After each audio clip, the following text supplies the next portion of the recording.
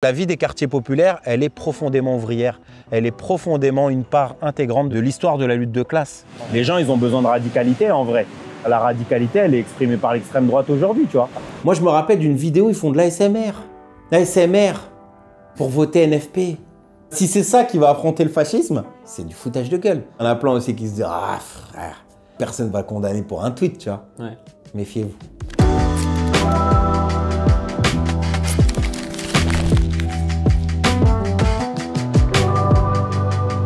On se retrouve pour un nouveau format dans les pas de Anas Kazib aujourd'hui. On est à Sarcelles, il fait pas très beau donc on a commencé au café pour se réchauffer un petit peu et puis après on va pouvoir visiter un peu Sarcelles, visiter peut-être la gare du Nord et puis d'autres lieux importants pour le parcours politique de Anas. Donc Anas, vous le connaissez probablement, c'est un militant syndicaliste cheminot et aussi un militant à Révolution Permanente. Et il va nous raconter du coup comment est-ce qu'il s'est politisé et tout ça. Est-ce que j'ai bien présenté Anas? Oui. Bah après peut-être on peut rajouter porte-parole de Révolution Permanente. Bon maintenant on est quelques-uns. Moi je suis content qu'on soit plusieurs. Il y a Elsa Marcel, il y a d'autres camarades qui... Ouais, vous vous étiez présenté avec Elsa aux élections législatives 2024 d'ailleurs, vous avez fait une liste. Exact. Et tu avais tenté de te présenter aux élections présidentielles 2022. Exact. Vous aviez eu je crois 160 signatures. Ouais. Mais vous n'aviez pas tout eu, donc tu n'avais pas pu, mais vous avez eu très peu de temps de parole aussi, donc c'était pas évident. Le temps de parole, il aurait aidé, c'est une certitude. Ah bah oui. Après, le problème, c'est que c'est profondément antidémocratique, en vrai, le processus des 500 parrainages. Souvent, les gens, en plus, des fois, je m'étonne parce que, tu sais, les gens, ils te disent ouais, mais c'est normal, c'est pour éviter n'importe qui. Enfin bon, moi, déjà, je suis contre cette idée-là. Moi, je pense que les gens... ils se présentent et après tu votes pour eux ou tu votes pas pour eux. En fait, il faut savoir que c'est même pas 30% qui parrainent. 70% de ceux qui peuvent parrainer ne parrainent personne. Et c'est quand même pour 160 parrainages, c'est 7000 maires qui ont été rencontrés. C'est colossal. Si tu n'as pas les 500, tu n'es pas remboursé. Donc tu imagines bien pour une petite organisation comme la nôtre, mais même une plus grosse organisation, le niveau de frais que c'est en réalité, c'est des kilomètres et des kilomètres dans des bourgs, etc. Parce que nous, c'est pas le maire de Paris qui va te parrainer, tu vois ce que je veux dire. Tu es obligé d'aller voir des maires qui sont pas encartés. On voit les trucs de débat, de temps d'antenne. Oui, c'est clair et net que déjà, bah, quand Macron il va faire le 20h, toi tu vas passer à 3h du matin des images histoire de qu'il rééquilibre le temps d'antenne. Ça, c'est la face émergée de l'iceberg. Mais déjà, le fond, il est horrible. Tu as des maires qui te disent « Moi, je kifferais te parrainer, mais si je te parraine, la région ne va pas me donner mes subventions. Ah, bah oui. Le département ne va pas me donner mes subventions. Le président d'Interco, il est LR. La présidente d'Interco, elle est PS, etc., etc. » Pour les gens, beaucoup, le PS est mort. C'est pas vrai. Ah bah pour beaucoup, les LR, ils sont morts. C'est pas vrai. Moi, je vous le dis, les LR et le PS, ils tiennent une grande majorité des places institutionnelles, des intercos, des conseils départementaux, etc. J'ai une mère, les larmes aux yeux. Les larmes aux yeux qui m'a dit, désolé monsieur Kazib, elle nous avait fait en fait une promesse de parrainage. Elle m'avait appelé, elle était en larmes. Parce qu'en fait, elle a dit qu'elle était au regret de ne pas pouvoir, qu'elle était consciente, elle était triste parce qu'elle était consciente que ça allait pouvoir amener de la jeunesse, des personnes des quartiers populaires, etc., des gens qui se détournent des élections, ça allait pouvoir amener des gens. Mais elle me disait pour 8000 balles, parce qu'elle avait un projet de cirque un peu associatif, etc., dans son coin, et qu'elle avait peur qu'en fait, on ne lui donne pas les 8000 balles. Moi, je t'ai plus dit l'aspect pression institutionnelle, mais je peux te dire que les mecs qui te disent « j'aime bien ce que tu racontes, mais je peux pas te parrainer parce que moi, Marine Le Pen, elle fait 80% aux élections ici, alors qu'il n'y a pas un arabe, il n'y a pas un noir dans mon village. Je comprends pas pourquoi ils font 80%, tu vois. Il dit nous, on est une petite famille, tu vois, les gens… bah, tu vas dans la mairie, il y a le colis de la… Il y a un petit bureau de poste dedans. S'il n'y a pas du pain, oui, je te jure, tu vois, c'est concret. Le mec, il te dit, moi, je suis agriculteur, tu vois, je peux pas… on va venir m'emmerder. Moi, je les comprends, tu vois. Je comprends le mec. C'est sûr. Quel intérêt il a à aller parrainer un arabe trotskiste. Il n'a rien à gratter. Il a que des emmerdements. Si je me mets de son point de vue, c'est que des emmerdements de la population. et puis du système, etc. Tu vois. Surtout si tu te dis, parce qu'en plus, il se dit, ouais, tu vas faire 1%, tu vas faire 0, je sais pas quoi, tu vois. Enfin, il se dit que tu vas même pas les avoir, si ça se trouve, tu vois, donc il va te parrainer pour du beurre. Donc en fait, pour eux, la politique, c'est les bourgeois, c'est les partis bourgeois, et c'est à eux de décider. Nous, on n'a pas. Mais ça, c'est triste quand même. C'est-à-dire que les gens, indirectement, sans être des marxistes convaincus ni quoi que ce soit, tu vois bien qu'ils voient c'est quoi les antagonismes de classe et qu'ils voient bien qu'en réalité, la politique est totalement cadenassée par le bloc bourgeois. Et que si tu n'es pas un parti bourgeois, avec des heures et des heures d'antenne, avec des finances incroyables, tu n'as pas le droit de pouvoir t'exprimer et d'avoir un avis contraire. Et les gens, en même temps, ils te disent « Ouais, je comprends pas pourquoi les gens ils se détournent du vote. » Moi, je suis profondément convaincu que de toute façon, les gens, ils ont besoin de radicalité en vrai. Et c'est vrai que la radicalité, elle est exprimée par l'extrême droite aujourd'hui, tu vois. Alors, c'est une radicalité profondément contre-révolutionnaire et réactionnaire, etc. Mais c'est ceux qui se proposent d'en finir avec quelque chose, tu vois. Et que si toi, tu n'es pas là pour convaincre les gens de l'unité de la classe ouvrière, de la nécessité de rompre avec ce système-là et que tu es en train de leur dire, moi, je suis socio-démocrate et je suis machin et que, ouais, il y a des petits patrons, il y a des patrons français qui on peut convaincre et tu vois. Moi, je trouve que ça, les gens, c'est inaudible pour eux, tu vois. Moi, je pense l'ouvrier de Goodyear qui s'est fait licencier sous François Hollande, qui a vu François Hollande débarquer sur son piquet, dire mon ennemi c'est la finance et compagnie. Lui, tu le convaincs pas de voter pour François Hollande. Tu vas pas le convaincre de faire une liste NFP avec Hollande ou avec des macronistes. Tu vois ce que je veux dire? Tous ces secteurs ouvriers, les bassins miniers, etc., la Moselle et autres, je veux dire, c'est des gens qui ont été brisés par le Parti socialiste et par la gauche institutionnelle, qui ont été profondément trahis. Leur faire croire qu'en fait, c'est en faisant une unité avec ces gens-là, édulcorer totalement ton discours pour pouvoir avoir leur voix, pour moi, c'est une mascarade. Moi, je pense que ça ne fonctionne pas. Pour moi, la gauche, de toute façon, l'unité de la gauche, ça ne marche pas et ça ne marchera jamais. Même la France insoumise, pour moi, si elle recule tant et qu'elle se retrouve de plus en plus isolée, c'est parce qu'elle ne peut pas se passer de l'unité de la gauche et de la gauche institutionnelle, etc., etc. Et au final, ils le payent cher. Enfin, on a l'impression qu'ils découvrent systématiquement l'eau chaude, tu vois. Ils savent qu'ils vont être trahis, mais en même temps, ils ont toujours l'espoir. Ah, mais Olivier Faure, c'est quand même, ça n'a rien à voir avec Delga. Oui, Olivier Faure, ça n'a rien à voir avec Delga, mais regardez Olivier Faure aujourd'hui, ce qu'il est. C'est-à-dire que c'est des gens qui sont profondément opportunistes. C'est pas une question de personne. Vraiment, moi, les insoumis, enfin, les gens, ils voient comment moi, je suis le premier vent debout lorsque Mélenchon, il se fait attaquer ou des trucs comme ça. Il n'y a pas de problème. On a des principes démocratiques, etc. Mais on est intransigeant aussi politiquement. Et qu'en fait, c'est pas une histoire de Mélenchon ou Jean-Jacques ou ce que tu veux, tu vois. C'est que ce logiciel-là, néo-réformiste, qu'on a pu connaître par Syriza, par Podemos, par Allende, etc., il est connu, je veux dire, tu vois. Le programme d'Allende, il était 1000 fois plus radical que, tu vois ce que je veux dire. Et ça parlait d'expropriation, ça parlait de contrôle ouvrier, ça parlait d'un certain nombre de choses. Il était 1000 fois au-dessus de ce qu'est Mélenchon. Et pourtant, ce que nous a enseigné Allende, comment le bloc bourgeois se radicalise, etc. Tu peux pas prendre leurs cartes, leurs règles du jeu et dire moi je vais redistribuer, je vais réinventer des règles. Tu peux pas en fait faire ça. C'est-à-dire que le pouvoir, il te montre qu'à un moment donné, si ce n'est pas lui qui gagne, le jeu ne l'intéresse plus. C'est ce qu'a vécu Allende. Et puis qu'est-ce qu'il a fait? Il a commencé à dire on va mettre des ministres de droite, de centre, de machin, et puis jusqu'à ce qu'il met Pinochet, qui est, je veux dire, c'est fou, les gens ne savent pas ça, tu vois. Que Pinochet, il était un des généraux de Allende, tu vois. Et pour moi, ça dit quelque chose. Ça ne veut pas dire que l'histoire, elle se répète systématiquement. Mais je pense que quand tu vois que ces gens-là s'inscrivent aussi dans cette logique-là, ils s'inscrivent aussi dans une forme d'un moment donné, il va falloir qu'on édulcore notre programme, il va falloir… Et pour passer au deuxième tour dans ce pays à la présidentielle, on sait profondément que tu es obligé d'avoir des alliances. Et qui dit des alliances, c'est des alliances sur la droite. Et qui dit alliance sur la droite, il va falloir que tu ouvres ton gouvernement, tu ouvres ton programme. C'est-à-dire… Tu peux venir dans ton programme dire « Votez pour moi, je vais mettre le SMIC à 8 000 €. » Tu sais pertinemment que tu es en train de mentir aux gens parce que tu sais que pour pouvoir gagner, tu ne pourras jamais faire ça. Moi, je pense que les gens, en fait, ils cherchent pas à être endormis ou être laissés tranquilles un petit peu. Oui, ça fait du bien, un peu de poche d'air. Mais la question, elle est, est-ce que tu veux continuer à rester asphyxié ou est-ce que tu veux changer les choses fondamentalement? Et que je pense que le réformiste, que ça soit Mélenchon ou n'importe qui, il permet de maintenir les gens dans une bulle artificielle et que quand tu es face à des guerres, quand tu es face à des crises commerciales, etc., qu'est-ce que tu fais, tu vois?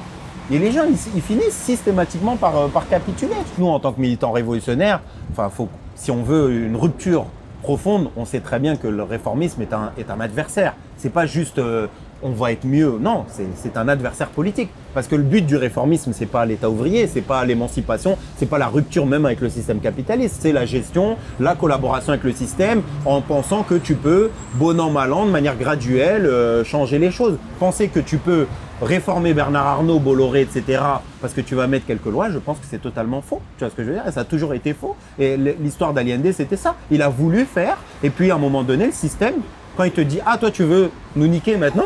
Mais je pense que tout ce grand patronat, demain, il te fait fermer des usines. Tu dis, ne serait-ce que je vais augmenter le SMIC de 200 €, machin, il va te dire « Ah, toi, tu vas nous dire nos salaires de patron, on va les réduire, les machins ?»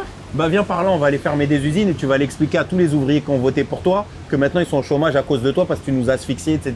Tu vois, qu'est-ce que tu fais? Qu'est-ce que va faire Mélenchon face à ça? Je pense qu'il faut être équilibré, c'est-à-dire voir les éléments positifs de LFI, etc. Ils sont là sur des soutiens, ils sont là pour dénoncer des choses, etc. Il n'y a aucun problème. Mais d'un point de vue programmatique et stratégique, je pense mais ça remet juste à LFI, je suis d'accord avec toi. On les couvre d'un drapeau rouge, parce que je pense que même eux, ça les arrange pas. Je pense qu'eux, ils ont envie aussi de dire qu'ils sont prêts à discuter, à machin, etc. Je suis d'accord, je pense que tu peux avoir aussi des opportunités historiques qui peuvent se présenter peut-être plus, tu vois, mais peut-être qu'on n'est pas d'accord sur ça, tu vois, mais peut-être plus sous un gouvernement Mélenchon que sous un gouvernement de droite. Ça, c'est l'éternel... Notamment avec la Constitution. Tu vois, par exemple, la Révolution française, ça commence pas... Est-ce que les gars, en 89, ils se disent on va faire la Révolution? Je pense pas, tu vois. Ils sont dans un processus, et puis en fait, tu commences à mettre la main dedans, et puis tu arrives petit à petit à des choses beaucoup plus radicales, tu vois. Tu peux avoir ça aussi dans, je sais pas, dans le cadre d'une constituante. Ça dépend encore une fois comment c'est fait. Est-ce que ça va être cadenassé par la bourgeoisie? Probablement, tu vois. Est-ce que ça va être cadenassé par les médias? Est-ce que ça va être des gens tirés au sort? Ou est-ce que ça va être des gens élus? Il y a plein de choses qui vont faire que ce sera plus ou moins radical. Mais c'est quand même des choses sur lesquelles on peut s'appuyer. En fait, je trouve que ça coûte rien, tu vois. Par contre, oui, se réduire au vote et puis dire ah bah j'ai voté et puis en fait je milite pas, c'est de la merde. Bah, ça coûte, frère. Parce qu'après les gens ils votent à l'extrême droite. Et c'est ça en fait, bah l'illusion, le basculement de Allende, c'est pas que Pinochet qui joue un rôle, c'est les masses. C'est les masses, c'est qu'à un moment donné, quand tu as promis tant et tant aux masses et qu'il n'y a rien, où il n'y a même pas le début du commencement de quelque chose, mais les gens à un moment donné, ils suivent la force. Et s'ils pensent qu'en vrai, tu les as baladés et que ça ne peut être qu'une balade et que c'est pas vrai, c'est quand on dit oui, nous, c'est les urnes plus la lutte. Mais pourquoi il faut lutter alors si tu nous dis qu'on va voter pour toi et que tu vas faire ton programme? C'est n'importe quoi. Et puis les gens, ils vont faire grève contre qui? Donc ils t'ont voté pour toi, tu leur as dit tu vas faire ça, ça, ça. Et en plus, maintenant, il faut qu'ils perdent du salaire dans leur... Mais il n'y a personne qui fait ça, les gens, quand ils votent. Tu regardes Retour à Reims, ce film sur la classe ouvrière et la victoire de Mitterrand. Les gens ils disent on a gagné, c'est les ouvriers qui ont gagné, c'est machin, etc., etc. Mais après, tu vois, quelques mois après, c'est la douche froide. Et en fait, c'est à ce moment-là que l'extrême droite, elle commence à monter. Elle monte sur les discours racistes, mais elle monte aussi sur les trahisons. Et qu'à un moment donné, les ouvriers, quand ils se disent que peut-être ce qui les garantit plus, c'est ce que dit notamment Faury et Cocard d'une certaine manière, c'est que c'est pas juste le racisme, c'est une combinaison entre le racisme et le désarroi. Et ce désarroi-là, il vient d'année à année de trahison. Et moi, je pense que c'est pas vrai de dire que, ok, en tant que militant, ouais, j'ai pas de doute, je pense pas que Mélenchon va chercher à dissoudre le NPA ou Révolution permanente ou lutte ouvrière ou je ne sais quoi, j'ai aucun doute là-dessus, tu vois, que oui, on va avoir peut-être un peu plus de droits sur certaines choses.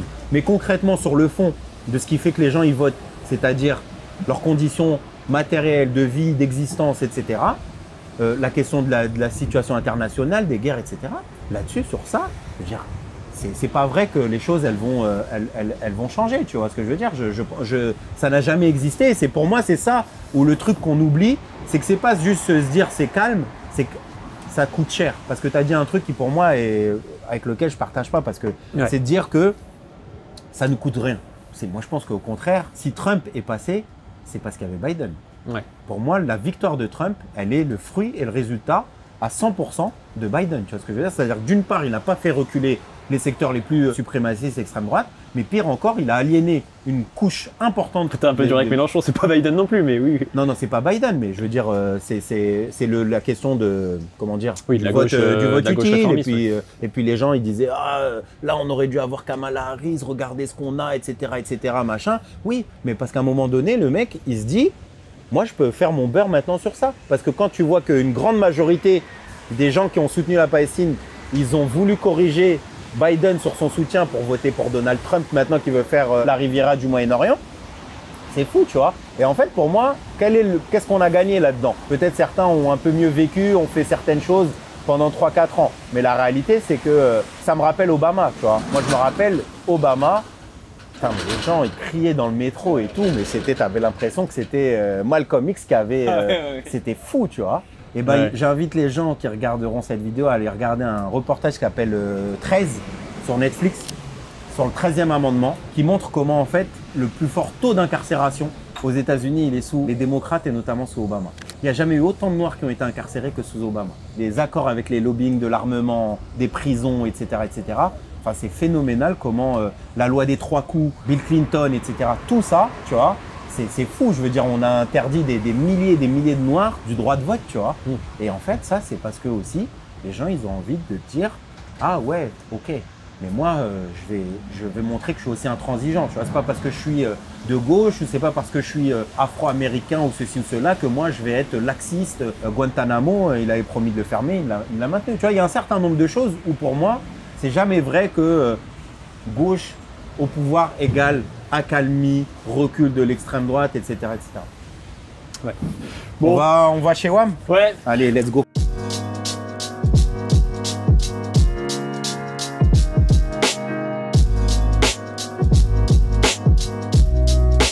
Ça, c'est l'avenue du 8 mai. Voilà. Sarcelles, c'est une des villes de banlieue les plus importantes et qui exprime beaucoup de choses, tu vois. Ça y est, il nous la vend. Mais de ouf fou, moi je suis ultra attaché. Après, j'ai vécu dans le 18e arrondissement. On a déménagé après sur Paris parce que mon père, qui était cheminot, il a fait partie notamment de ce fameux grand procès qu'on a appelé le procès des Chibani. C'est les travailleurs marocains qui ont fait condamner la SNCF pour discrimination raciale, etc. Ouais, ils n'avaient pas le statut, ils ont été discriminés dans leur carrière, dans leur retraite, etc. Et donc, moi, mon père, avant, il travaillait à la gare de Sarcelles, là où je vous ai récupéré. D'accord. Voilà. Et puis après, il a été muté à la gare du Nord. Et du coup, moi, je suis né à Sarcelles, on a vécu plusieurs années. Et puis, dans mon adolescence, je suis parti... Et la ville, elle est vraiment dans le jus. Tu peux voir les stores, c'est les mêmes stores que moi, j'ai connus dans les années 90, tu vois. C'est une ville qui est très pauvre, ultra cosmopolite, etc. Et donc, c'est une ville qui dit beaucoup, moi, dans mon parcours, dans ma life, quoi, en vrai. Tu vois ce que je veux dire? Parce que je suis un vrai mec de quartier, tu vois. Je suis pas un mec... je raconte pas la vie des gens, tu vois. Ouais, c'est ma vie, c'est ce que j'ai vécu.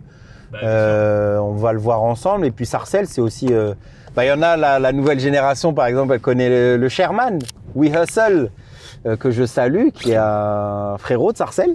C'est là où on grandit Stomy et Passy, le ministère Hammer. Il y en avait un, il était dans la classe de mon grand frère et l'autre était dans la classe de ma grande sœur. Moi, le collège, il est là, on va se mettre là et puis on peut marcher un peu dans la cité. Et c'est tes parents, du coup, qui sont arrivés en France, mes parents, et eux, ils ont la nationalité marocaine? Ouais. Mes parents, ils sont nés à Essaouira, à 1h30 à peu près, 2 heures de Marrakech. Ouais. Ils ont vécu à Paris dans les années 70, à Belleville notamment. Et puis, on est venu dans les années 80 ici. Bref, moi j'ai vécu ma jeunesse, mais c'était la meilleure jeunesse, une jeunesse sportive de dingue. Je veux dire, on jouait au baseball. Je ne sais pas s'il y a beaucoup de jeunes qui jouent au baseball. Il n'y a pas grand monde qui joue au baseball. On jouait au baseball, on avait des journées, d'été, etc. Moi j'étais au rez-de-chaussée. On était la famille qui remplissions les bouteilles d'eau pour les gens. Les gens ils toquaient, ils tenaient les bouteilles vides, ils disaient remplis-moi de l'eau, s'il te plaît. Donc on passait notre temps à faire ça. Mes grandes sœurs, elles tournaient les baffes vers l'extérieur, tu sais, comme dans le film La Haine, un peu façon Cut Killer. Elle mettait de la funk, elle mettait des sons R&B, des trucs, et nous on jouait dans la cité. Et c'était la famille Kazib qui animait l'ambiance, tu vois ce que je veux dire. Et donc ici, là, ça c'est Jean Mermoz, c'est le complexe écolier, Jean Mermoz 1, Jean Mermoz 2. Moi j'étais à Jean Mermoz 2. On n'aimait pas les gens de Jean Mermoz 1, bien évidemment. Donc c'était l'OM PSG. Je me rappelle ici, parce que nous à l'époque, notre maire c'était Dominique Strauss-Kahn. Je me rappellerai toujours, il nous avait distribué des casquettes DSK. Tu vois. Et c'est pour ça que j'ai voté socialiste en 2012. Mais parce que c'était ça, en fait. C'était des maires qui venaient... T'étais déçu que ce soit pas des SK, du coup? Bah, pour moi, jusqu'à Hollande, quoi, on va dire 14, 15, tu vois, l'année de 2014, puis après les lois Macron, tout ça. Moi, dans mon imaginaire, la gauche, c'était le Parti socialiste. Pour moi, je ne connaissais rien de vraiment la politique, je regardais un peu ça de loin. DSK, il venait à la mosquée de Sarcelles. Moi, mon daron, il a fait partie des fondateurs de la mosquée, de la grande mosquée de Sarcelles, tu vois. Ils ont collecté de l'argent dès les années 80 et tout, pour que les gens ils puissent avoir un lieu de prière, tu vois. Et c'était comme ça. Et puis, DSK, il venait à la mosquée, il disait salam alaikum, bonne fête, bon truc. Il venait pour l'Aïd, tu vois, ça existait toujours. Putain, on va faire une vidéo où tu dis plus de bien de DSK que de Mélenchon, quand même, c'est bien ça. Non, je dis pas du bien de ça, non, je dis que c'est de la... Ils achètent, tu vois, ils achètent les... C'est du clientélisme pur jus. Et je me souviens vraiment, une casquette bleue DSK, mais genre je te dis, j'avais peut-être 7 ans ou 8 ans, bien, tu vois. Oh, j'aimerais trop voir cette photo de toi à 7 ans avec une casquette DSK. DSK. Ils nous distribuaient des casquettes. Moi, je sais pas si j'ai une photo de ça, mais... Donc ça, de mémoire, ça c'est Jean Mermoz 1. Et donc moi j'étais là à Jean Mermoz 2. Il faut savoir que c'est un des secteurs scolaires les plus pauvres de France même. Hein. Moi j'ai pas mal de camarades qui sont profs à Sarcelles, pas spécialement dans cette école-là mais dans d'autres. Il y a des enfants qui vivent dans des hôtels, certains même à la rue, certains dans des sous-sols d'hôpitaux, etc. Tu vois.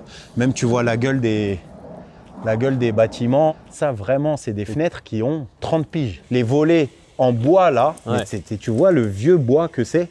C'est grand comment d'ailleurs, Sarcelles? Bah, c'est balèze quand même. Hein. Maintenant, ceux que moi j'ai connus, qui sont restés à Sarcelles, ils sont au village, à Sarcelles Village. C'est les premières, on va dire, zones pavillonnaires un peu de Sarcelles. Je connais peu de Sarcellois de mon époque qui vivent encore à Sarcelles. Mais en tout cas, ça a forgé beaucoup ma personnalité, tu vois, sur ce que je suis, la question des quartiers populaires, la question du racisme, de la pauvreté, des inégalités sociales, etc., tu vois. De ce que tu décris, quand même, il y a une vraie vie collective et qu'il n'y a même plus trop, tu sais, dans les campagnes. On parlait tout à l'heure de Félicien Fauré-Coquart, ils le décrivent bien, ça, tu vois, de la difficulté quand tu es dans un pavillon. Ce ne sont même pas vraiment des campagnes, c'est des créations comme ça, pavillonnaires, où tu es dans un habitat individuel et tout. Ici, il y a quand même des vies collectives assez fortes et pourtant, il y a du mal à avoir du militantisme politique, à intéresser les jeunes à tout ça, tu vois, dans les quartiers populaires. Comment t'expliques, toi, tout ça? Mais parce que, en fait, le système, pour moi, il veut pas, en fait, tu vois. Déjà, les Arabes et les Noirs qui font de la politique dans une ville du 93 ou 95, c'est pour t'occuper de la jeunesse et des sports. Tu vois ce que je veux dire? C'est-à-dire qu'il y a de l'argent. Mais je t'assure, tu vois, moi je connais des mecs d'assos, de collectifs, etc. Ils disent, tu veux faire un barbecue pour le club de foot ou machin, on va te sortir un bifton, on va te sortir une salle. Mais si tu leur dis on veut discuter des violences policières, de la répression, il te dit le maire, il te donne que dalle. Tu vois ce que je veux dire? Ils veulent pas que les gens ils s'organisent. En vrai, ils détestent ça. On voit par exemple, moi, c'est la famille que je connais le mieux, c'est la famille d'Adama Traoré, à ça, etc. Je veux dire, c'est pas que la mort d'Adama Traoré, c'est toute une répression intense sur toute la famille en fait. Tu vois, les frères, la sœur, etc. C'est pas juste le mort ou celui qui a été violenté, c'est aussi tout l'entourage, etc. à l'extérieur. Et qu'en fait, ces gens-là, on les calcule déjà que pour les élections. Pour eux, la politique, c'est ceux qui viennent toquer tous les 5 ans pour leur dire il faut voter. Qui donnent des casquettes. Mais oui, tu vois, c'est ça la vérité. Qui a fait quoi pour eux? De tous les maires de Sarcelles, de tous les députés, de tout machin. Je sais pas, tu vois, regarde la gueule du bâtiment en face. J'ai 38 ans, j'ai fait du judo ici. Je te dis, le dojo, le truc, il a même pas été peint une seule fois. C'est d'un niveau de délabrement. Et ça, c'est que la face visible en vrai. Bon, ça, c'est bizarre, parce qu'avant, il n'y avait pas de barrière là. T'as vu ça? On dirait que t'es au placard, quoi. Ouais. C'est incroyable. Bah, c'est con, en plus, il y a un petit parc et tout. Ouais. Ça n'existait pas à mon époque. Ça a été fait quand on a quitté Sarcelles. Ici, c'était les grands de la cité qui étaient là. T'avais pas le droit de passer par là, nous, on passait que de l'autre côté. Ici, c'était les grands. T'avais les chiens, t'avais ici que des pits. T'avais que des. Parce que Sarcelles, c'était une ville de ouf. À l'époque des pitbulls, on n'avait plus de ballon. Dès qu'il y avait une balle de foot, elle était crevée immédiatement. Mais ici, genre, je sais pas, tu vois, moi je me rappelle des fois, les mecs faisaient des pompes, des tractions, ça jouait, je sais pas, tu vois, mais c'était vraiment. Je regrette. Parce qu'on n'a pas de vidéo en vrai de toute cette life-là. Il y avait de la rébellion, mais c'était chez nous en fait. Le quartier, il appartient aux gens du quartier. J'ai grandi au 27 avenue César Franck, là c'est là au rez-de-chaussée. À l'époque, il y avait un interphone. Les gens ils disaient, madame, est-ce que Anas il peut sortir? On faisait des batailles de pommes de pain ici. Pour de vrai, c'était ambiancé de fou. Donc là, on est à la Cité Rose. C'est plus petit que dans mon souvenir en tout cas. Ici, en fait, il y avait un grand gymnase. Je trouve ça moche là comme c'est. On était au rez-de-chaussée, là où il y a les volets qui sont fermés. Et puis les gens, tu vois, ils... Madame, s'il vous plaît, vous pouvez me remplir la bouteille d'eau. T'as quitté Sarcelles depuis quand? J'ai quitté Sarcelles en 98. Ah ouais, donc ça fait date, un bail que t'es pas revenu ici? Non, non, ici, je suis déjà revenu. Mais j'ai des amis à Sarcelles, donc il m'arrive. Des fois, on a même fait des réunions publiques. Ouais. Mais ici, ils étaient en train de raser à l'époque en on se barrait. Ils étaient en train de détruire le gymnase. Vous voyez comment tout est entouré. C'est un village en vrai. Quand tu avais des gens dans un bâtiment, ils étaient quasiment tous dans la même entreprise. Moi, mes amis d'enfance, c'est les enfants des potes de mon daron. Ouais. Tu vois ce que je veux dire? Et qui pour beaucoup étaient au taf avec mon daron. Tout le monde se connaissait. Quand il y avait des anniversaires, il y avait des mariages, des fiançailles, des choses comme ça. Mais tout le monde, en fait, tous les voisins, ils étaient ensemble, tu vois. Il y avait une voisine chrétienne. Je me rappelle, à chaque Pâques, elle nous ramenait un coq en chocolat. D'accord? Un coq immense, elle nous l'offrait. C'était un truc de ouf, tu vois. C'est ça qui rend fou dans les discours racistes que tu entends sur les plateaux télé. C'est des mecs qui t'expliquent que la mixité sociale est impossible alors qu'ils l'ont jamais vécu à des gens qui justement sont l'exemple que la mixité sociale, ça se passe bien, tu vois. Et puis c'est la classe ouvrière en vrai, tu vois ce que je veux dire. C'est la classe ouvrière, elle est pas que blanche, tu vois, et elle est pas que racisée, elle est en réalité de plusieurs origines. Et puis aujourd'hui, tu as une classe ouvrière avec toute une couche de secteurs précaires, tu vois. Maintenant, tu as les immigrations d'Asie. Tu vois, moi, c'était la génération des parents qui sont venus dans les années 60-70. C'est majoritairement Algérie, Maroc. Tu vois, on était beaucoup les Maghrébins. Il y avait aussi des Sénégalais, Maliens. Mais c'était, je veux dire, nous, on n'avait pas beaucoup d'amis d'enfance et de connaissances qui étaient pakistanaises, indiennes, turques. Les gens trouvaient du travail ensemble. Ils vivaient pas loin, ils venaient à peu près des mêmes régions, etc. Et c'est ce qui fait que il y a eu beaucoup de combats aussi. Moi, je dénonce les mecs comme, par exemple, Bassem, tu vois, ou qui va faire passer nos parents pour un peu des vicos, tu vois, des victimes. Nos parents, c'était des petits gens qui étaient là, ils demandaient rien. Et que les jeunes, là, vous êtes là, vous faites des révoltes et vous faites Free Palestine et tout. Je sais pas ce qu'ils racontent dans ces vidéos, là. C'est à cause de ça que vous y à l'extrême droite. Hein. C'est parce que vous ouvrez vos gueules, alors que nos darons, ils fermaient tous leurs gueules. Et ça, c'est le discours des Bassem. C'est totalement faux, tu vois. Moi, mon daron, il a participé à des grèves dans les années 80 et tout. Déjà, il n'y a pas un lieu de culte, je pense, en France, qui n'est pas le fruit du travail de nos anciens, tu vois. C'est parce qu'il y a des darons dans les années 60-70, ils ont collecté, ils sont partis mettre des coups de pression à des mairies, des trucs comme ça pour avoir des terrains. Il y a beaucoup de droits, beaucoup de choses qu'on a acquis. Parce que quand tu regardes la souffrance dans les années 60-70, comment on traitait ces gens-là, ils vivaient en... Je veux dire, même ces cités-là, c'était parce qu'il y avait des bidonvilles. Par exemple, je pense au Franc-Moisin à Saint-Denis, qui est une grosse cité importante, etc., un poumon aussi de la ville de Saint-Denis. Bah, c'était un ancien bidonville où il y a eu un incendie, il y a eu beaucoup de morts et ensuite ils ont détruit le bidonville pour mettre les gens dans des HLM que maintenant la mairie est en train de participer à détruire, tu vois. Mais ton père, du coup, tu as parlé des Chibani tout à l'heure, c'était un militant politique ou c'est… Du tout, non, du tout. Non. Il a participé à des mouvements comme ça Ouais, le procès des Chibani, c'était même après sa retraite en vrai. Il y a eu le dossier qui commençait à se préciser, etc., tu vois, et puis il s'est inscrit avec plus de 800 travailleurs marocains. Avec, j'ai envie de te dire, zéro espoir au départ, tu vois. Moi, mon daron, il s'est dit, bon, de toute façon, ça m'étonnerait qu'on arrive à gagner, je sais pas combien de dizaines, voire de centaines de milliers d'euros. Et puis au final, c'est la détermination, tu vois. Et puis ça dit quelque chose parce qu'à l'époque, moi, mon père m'avait raconté, il était parti voir la CGT dans les années 70 en leur disant, écoutez, il y a écrit sur nos contrats de travail qu'on doit avoir les mêmes droits que les travailleurs français, on n'a pas les mêmes droits que les travailleurs français, etc., etc. Et puis c'était les vieux discours de Georges Marchais et tout. Les gens ils sont choqués par Roussel, qu'ils écoutent Georges Marchais quand il dit qu'il faut en finir avec l'immigration légale et illégale. Et t'es à droite de Jean-Marie Le Pen, mais c'est une vérité, tu vois. Ouais, ça dépend sur quoi, mais oui, sur l'immigration. En tout cas, sur l'immigration. Mais c'était les discours de CGTistes à l'époque où on leur a dit, mais si on vous régularise vous, si on vous fait en sorte que vous avez le statut, c'était ramener l'immigration. Malheureusement, c'était ça, tu vois. Et c'était une époque où… C'est ce qu'ils ont dit à ton père. Mais oui. Qui ouvre le dossier et qui accompagne les travailleurs marocains? C'est Sudrail. Tu fais ta pub, ça me fume. Non mais je suis pas sûr que toute la CGT soit anti-immigration, tu vois. Non, j'ai pas dit ça. J'ai pas dit ça. C'est un fait réel que des travailleurs qui travaillent depuis 20 ans au chemin de fer, ils n'aient pas pu entamer une procédure. Tu vois ce que je veux dire? Bah, bien sûr. C'est pas à Sudrail qui a un petit syndicat qui vient d'être créé de monter une procédure d'ampleur, alors que toi, quand tu étais élu, tu aurais pu aller voir le dirlo dans son bureau et lui dirais le mec, il a un contrat de travail, faut arrêter cette discrimination raciale, faut leur donner le statut des cheminots. Ils ont le droit d'avoir le statut comme tout le monde, tu vois. Ils mettent un coup de pelle comme nous, ils ont le droit d'avoir les mêmes conditions de travail et de salaire. Si tu le fais pas, si c'est 20 ans après une autre organisation syndicale, tu vois ce que je veux dire? Ça dit quelque chose. C'est complètement con parce que le fait qu'ils aient le même statut, ça permet justement de ne pas avoir de dumping social. Exactement. Donc c'est vraiment débile de dire on va pas recevoir des migrants. Mais c'était une époque, les fédérations CGT par exemple en Algérie et ailleurs, elles ont interdit à des travailleurs algériens, tu vois, des indigènes comme ils les appelaient à l'époque, de pouvoir syndiquer. Fallait un parler français, une écriture française impeccable pour pouvoir te syndiquer dans des fédérations CGT, tu vois. Et à l'époque, moi, mon daron, il me raconte toujours, c'est la CGT qui l'a embauché dans l'usine Simca où il a été en 73.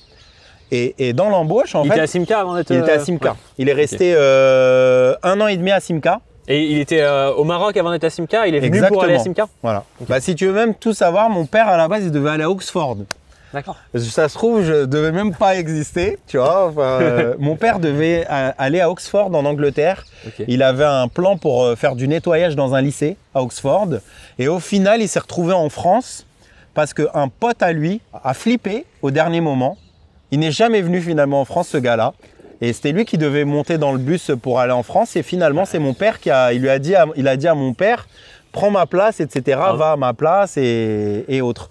Et en même temps, enfin, t'imagines, alors peut-être de ton point de vue, ça paraît moins incroyable que du mien, mais monter dans un bus pour aller dans un autre pays, enfin, c'est incroyable. Bah, c'était comme ça, tu vois. Ils ont fait les séances de recrutement. Mon père, il me raconte, il tâtait, il regardait les dents, tu vois, et puis il te mettait avec de la craie, tu vois. Il te taguait à la craie sur le corps, une croix ou un rond en fonction de si tu étais en bonne santé pour eux, si tu étais apte. C'est la CGT qui l'avait embauché et il a dû prendre la carte. Bon plan des syndicats, ça, c'est trop bien. Bah, c'était l'époque, franchement. Parce que tu syndiques tout le monde là. Bah, c'était des bastions ouvriers de ouf. Hein. C'était des usines dans lesquelles tu faisais des scores de je sais pas combien de pourcentage, tu vois. Et mon père, il raconte, il a mis 50 francs pour son loyer, sa nourriture, 50 francs il l'a envoyé au bled et 50 francs pour la carte de la CGT. Parce qu'en fait, il fallait que tu signes le contrat d'embauche et le contrat d'adhésion. L'un ne va pas sans l'autre. Si tu voulais signer ton contrat de travail, il fallait que tu acceptes la syndicalisation d'office. Mais c'était comme ça, tu vois. Ça disait déjà de la force du mouvement ouvrier à une certaine époque et de la manière dont les choses elles se faisaient. Mais ça montre aussi que bah, malheureusement, on a laissé… et aujourd'hui encore, tu vois. Moi, quand je vois aujourd'hui que moi, je suis au statut des cheminots et que tous les nouveaux embauchés depuis 2020, c'est que des contractuels, ça crée le dumping social, comme tu l'as dit. Et puis, ça crée qu'à un moment donné, on va être de moins en moins au statut. Et puis, bah, on va nous dire, bon, les amis, vous êtes 3 pélos au statut, allez, ça passe. Il y a des discours un peu comme ça aussi, tout comme, bon, c'était des discours racistes aussi à l'époque, mais des discours un peu anti-intérim des fois, un peu contre, c'est d'opposer le fonctionnaire et l'intérim, le gars qui a le CDI et l'intérim. Il vient piquer mon taf. C'est ça, alors que justement, c'est la pire des manières d'avoir un nivellement par le haut si tu fais ça en fait. Tu t'affaiblis, tu finis par te retrouver en opposition avec des mecs du coup qui se disent que t'es un connard qui est privilégié de fait par ton statut, parce que c'est vrai qu'il vaut mieux être cheminot que d'être intérim. Alors qu'en fait, tu as les mêmes intérêts que l'intérim. Et puis surtout que l'intérimaire, tu vois bien que les jours où après, quand tu es en lutte et qu'on va reprocher, on va dire « mais pourquoi les gens ils rentrent pas en combat, il n'y a pas assez ». Mais qu'est-ce que tu fais pour que ces gens-là, déjà d'une part, les sortir de la précarité dans laquelle ils sont administratifs, parce que c'est une précarité de dingue. Quand le mec, je veux dire l'intérimaire, il n'y a même pas besoin de lui justifier. On ne lui dira pas c'est parce que tu as fait grève, on dira ça y est, la mission elle s'arrête là, tu vois. Et c'est ça la vérité des choses. Mais si tu fais pas en sorte d'empêcher ce fonctionnement-là, que les gens tu leur donnes pas envie aussi de se dire bah tiens moi j'ai quelque chose aussi à chercher là-dedans, que ça soit aussi bien pour les contrats administratifs précaires comme l'intérim, mais aussi comme moi je pense par exemple à la réforme des retraites. Dire non aux 64 ans. Ok, c'est sympa, Mais ça ne parle pas au mec qui vient de Côte d'Ivoire à l'âge de 30 ans, qui travaille dans le nettoyage. Quand il regarde le nombre d'annuités qu'il doit avoir, il doit avoir 43 ans de cotisation. Ouais. Je veux dire, il n'y a pas besoin de faire maths sup pour voir que quand tu arrives à 30 ans et que tu as 43 années de cotisation, il en a rien à foutre des 64 et des 62, tu vois. Ah bah et qu'en fait, si tu ne réclames pas des revendications pour faire en sorte de faire rentrer ces gens dans la lutte là, tu vois. Et moi, je pense qu'ils ne veulent pas. Ils ne veulent jamais mettre les œufs dans le même panier. Je pense que, comme disait Lénine aussi, qu'il y a une aristocratie ouvrière qui a un rôle et qui joue un rôle important de soutien de l'impérialisme, de son propre impérialisme, en tout cas ici l'impérialisme français. Moi, je le vois par exemple avec la situation qu'on est en train de voir sur la remilitarisation, tu vois. Quand je vois que des syndicalistes, par exemple la fonderie de Bretagne, qui dit on va faire 2 millions d'obus, et que ça va redonner du boulot. Mais c'est ça, tu vois. Le conclave sur les retraites. Il y a eu récemment, Sophie Binet qui dit qu'il faut ouvrir une cellule de crise contre la guerre commerciale que fait Trump. Il y a un truc de collaboration de la bureaucratie syndicale avec la bourgeoisie. Mais c'était la même aussi à l'époque coloniale et dans les années 60-70 où nos darons, quand ils sont venus, ils n'ont pas pris le travail des Blancs. Tu vois ce que je veux dire?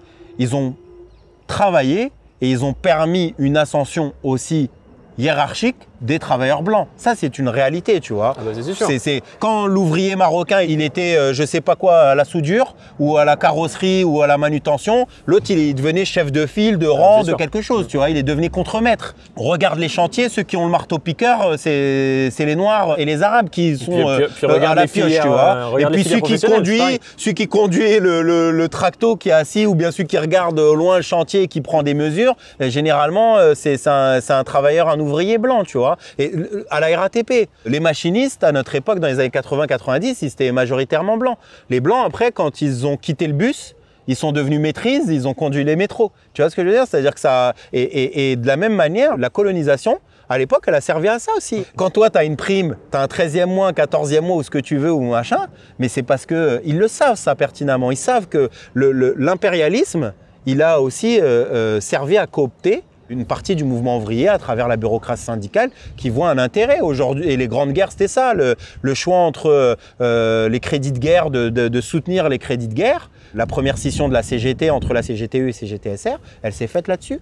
Et Léon Jouot, dont le nom est à la Bourse du Travail, secrétaire général de la CGT, il a soutenu les crédits de guerre et de mémoire, il est devenu administrateur de la Banque de France après, tu vois.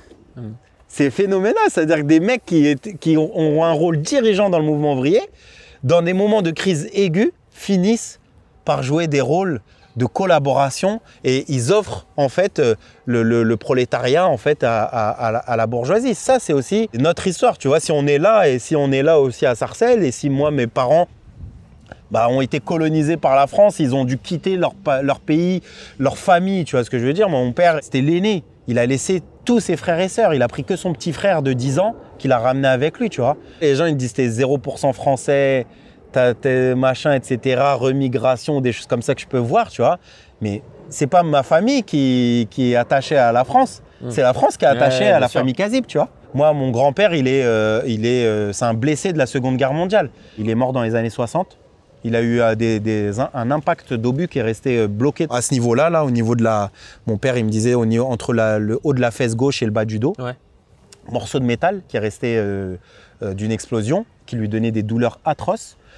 Pension militaire, que dalle.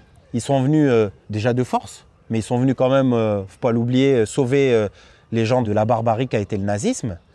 On les a exploités. Certains jusqu'à la mort, d'autres en tuant leur santé comme mon grand-père, tu vois, qui est mort de ses blessures quelques années après. Et on est venu chercher mon daron pour venir faire tourner le patronat français, tu vois. Surtout que les mecs qui te parlent de rémigration, après ils sont tout de suite moins patriotes quand il s'agit de payer des impôts, des choses comme ça, alors qu'au final vous avez donné vos corps en fait. Et puis pour se battre aussi, ils ont pas non plus envie de se battre pour quoi que ce soit, tu vois. Donc la vie des quartiers populaires, c'est ça aussi. Et moi, c'était ça que ce message-là, ce premier message que je voulais te donner dans ce truc-là, c'est que la vie des quartiers populaires, elle est profondément ouvrière. Elle est profondément une part intégrante de l'histoire de la lutte de classe, en vrai. Et que je trouve qu'on parle jamais ou sinon très rarement, de l'histoire ouvrière des quartiers populaires et de son histoire dans la lutte de classe. On en parle souvent autour de la question de la police, du racisme, etc. Et c'est une part importante de la vie des quartiers. Mais je veux dire, on ne peut pas occulter que derrière ces fenêtres, derrière ces bâtiments,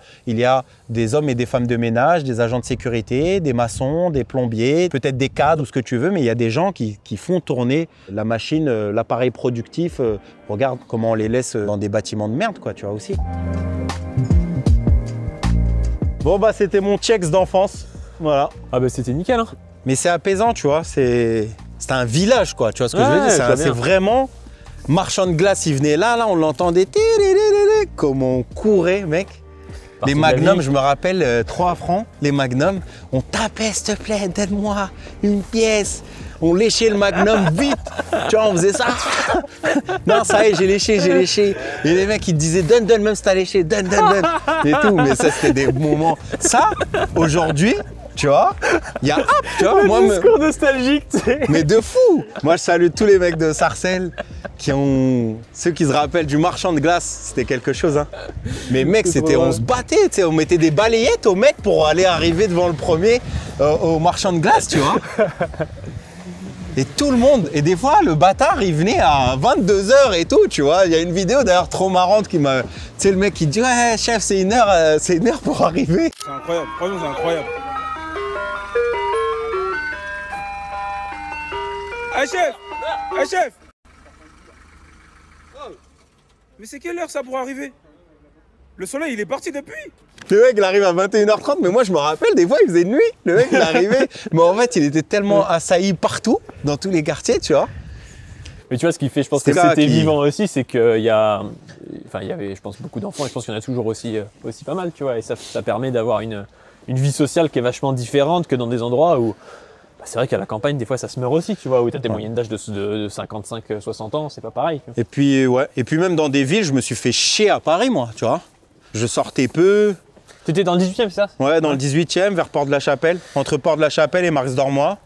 Paris, c'est ok, les musées et tout, mais tu vois, c'est pas fait pour des jeunes. Ouais. Une jeunesse ouvrière, tu vois, pour s'amuser, c'est pas fait pour ça, tu vois.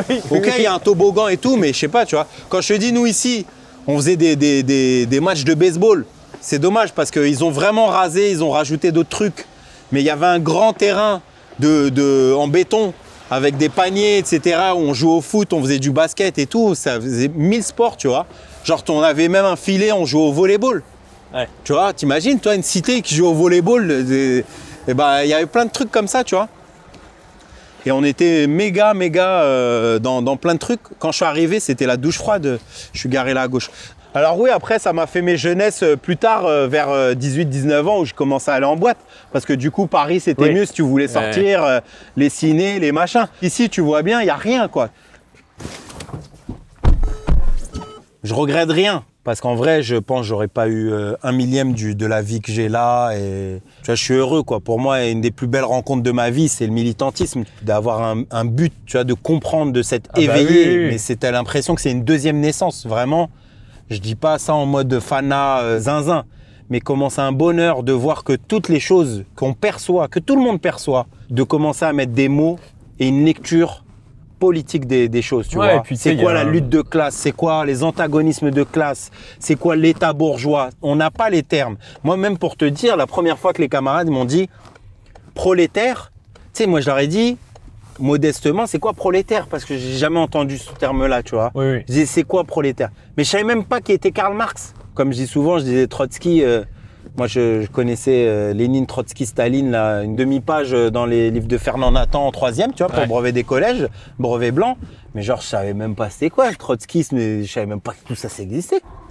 Le poids de la life, c'est que vraiment, on croit peu en nous, tu vois. Quand on nous rabâche que on n'y arrivera pas, le truc de la reproduction sociale et tout, tu vois, ça fait du mal, ça. De toute façon, c'est fait pour que tu n'y arrives pas, hein, quand t'es un gamin, quand t'es un arabe de quartier populaire, fils de cheminot. Et même quand t'es bon, et tu vois, je pense que j'étais bon, mais je croyais pas en moi, tu vois. Ouais. Moi, je me rappelle au collège, une de mes profs principales, c'était une prof de PS. Putain, mec, elle nous sortait des dingueries de ouf. Hein. Vraiment, j'ai eu des discours racistes de fou, tu vois. Si tes parents, machin, ils n'avaient pas qu'à venir en France. Pourquoi vous faites ça, vous les Arabes, des trucs comme ça. C'était le public, ça. Bah, en fait, j'ai commencé au collège Évariste Galois ici, à Sarcelles, public. Ouais. J'ai fait 6 mois. On a déménagé en cours d'année. On est arrivé à Porte de la Chapelle. J'ai été inscrit au collège Marx Dormois. Ouais. Et ben, je t'assure que déjà le collège à Sarcelles, mais mec, moi je trouvais qu'on était grave bien. Quand je suis arrivé au collège à Marx Dormois à Paris, waouh, j'ai pris une teutarde directe. Hein. À Marx Dormois, j'avais des mecs, ils dormaient dehors, un niveau de précarité, mais hallucinant, tu vois. C'est pas évident. Moi, ouais. j'allais jamais à Paris. Et à notre époque, dans les années 90, je veux dire, quand t'allais genre à Châtelet, La Défense et tout, c'est comme si tu disais j'étais à Bordeaux, tu vois. Pour nous, Paris, c'était la Tour Eiffel, c'était, je sais pas, c'était un peu la capitale et tout. Et vraiment, j'ai vu un niveau de pauvreté incroyable. Mes parents, ils ont dit c'est trop, il y avait trop de bagarres, trop d'embrouilles, de vols, de trucs, d'agressions, des choses comme ça, tu vois, entre élèves, mais parce que tu as des enfants en fait qui ont besoin d'être aidés et il n'y a pas d'accompagnement, il n'y a rien du tout, tu vois, les gens ils vivent une telle violence sociale, Bien sûr. des parents alcooliques, des gens qui ont vécu l'inceste, énormément de choses, tu vois, où ils vivent dans une telle violence où en fait tu peux pas faire croire que ces élèves-là, ils peuvent rester assis dans une classe 8 heures par jour et fermer leur gueule et lire les fourberies de Scapin. Tu vois ce que je veux dire? Ça n'a aucun sens, tout ça, tu vois. Et donc, moi, mes parents, ils se sont dit, bon, vas-y, on va mettre un petit bif, on va le mettre dans un collège catho. Mon Dieu, la directrice, elle nous regardait, elle était plus à droite que Marine Le Pen, tu vois ce que je veux dire? C'était chaque séance de remise des bulletins était une séance d'humiliation et elle te prenait des plus bons. Et à un moment donné, tu deviens un peu teubé, tu sais, tu te dis peut-être elle a oublié mon bulletin, peut-être un machin, tu vois. Et en fait, tu vois, t'arrives, machin, t'es dans les derniers et tout, et c'est l'humiliation, tu vois. Incroyable comment ils nous parlaient. À 13 ans, je sors de ce collège-là et on se fait mettre contre le mur par, je pense, la BAC ou quelque chose comme ça. Et mec, ils nous font, je veux dire, c'est méga violent, tu vois, quand t'as 13 piges, tu sais, t'es en 5e. On te demande de mettre tes mains contre le mur. Ouais. On nous a rangés, fait sortir ce qu'il y avait dans nos sacs à dos.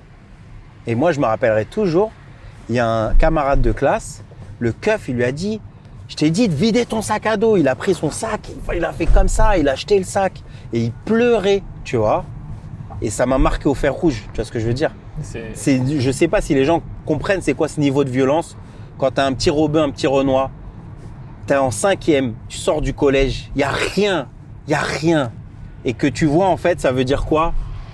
Le marquage territorial. Tout de suite, les keufs, ils t'expliquent que frère, t'es pas chez toi ici et que c'est eux les patrons, tu vois. Vous imaginez la violence où à 13 piges, comment tu peux grandir en pensant que tu vas devenir je sais pas quoi. C'est d'autant plus aberrant ayant vécu un parcours tout à fait différent du tien, de blanc en campagne, tout ça. Moi, je me suis jamais fait contrôler par les flics de ma vie, tu vois, à part en manif, tu vois. Il y a qu'en manif, quand tu vas à une manif retraite ou gilet jaune ou je sais pas quoi, où on a regardé mon sac, tu vois. Là, tu deviens un gauchiste. Non mais, bah oui. Et non mais en manif, c'est le seul endroit où tu peux un petit peu, alors tu prends pas aussi cher qu'un arabe, hein, mais où tu peux un peu vivre ce truc-là. Mais ça paraît, de mon point de vue de blanc, ça paraît aberrant, tu vois. Tu sais, on parle pas mal aussi de féminisme avec Zoé sur l'autre chaîne, donc sur Pas du Team, où elle disait que quand t'es une meuf à partir de 12-13 ans, tu commences à être sexualisé, tu commences à avoir des mecs qui sont dans la rue devant toi. Et en fait, quand t'es un mec racisé en France, c'est pareil, à partir de 12-13 ans, on commence à te voir comme un homme qui est potentiellement dangereux, quoi. C'est dingue, quoi. Et forcément, ça te marque directement, quoi. Mais c'est clair, hein, ça te poursuit en vrai, tu vois. Tu sors du taf, on te contrôle et puis c'est jamais « venez, suivez-nous, stationnez-vous bien », tu vois ce que je veux dire? Non, c'est toujours en travers de la rue, on te fait sortir et tout le monde ralentit, tout le monde t'aima comme ça, tout le monde regarde. Pour rien, tu vois. Mais pourquoi, frérot? Tu te mets en travers avec ta voiture Mondeo, avec ta Ford Mondeo, vous êtes 5, tu vois. C'est des trucs…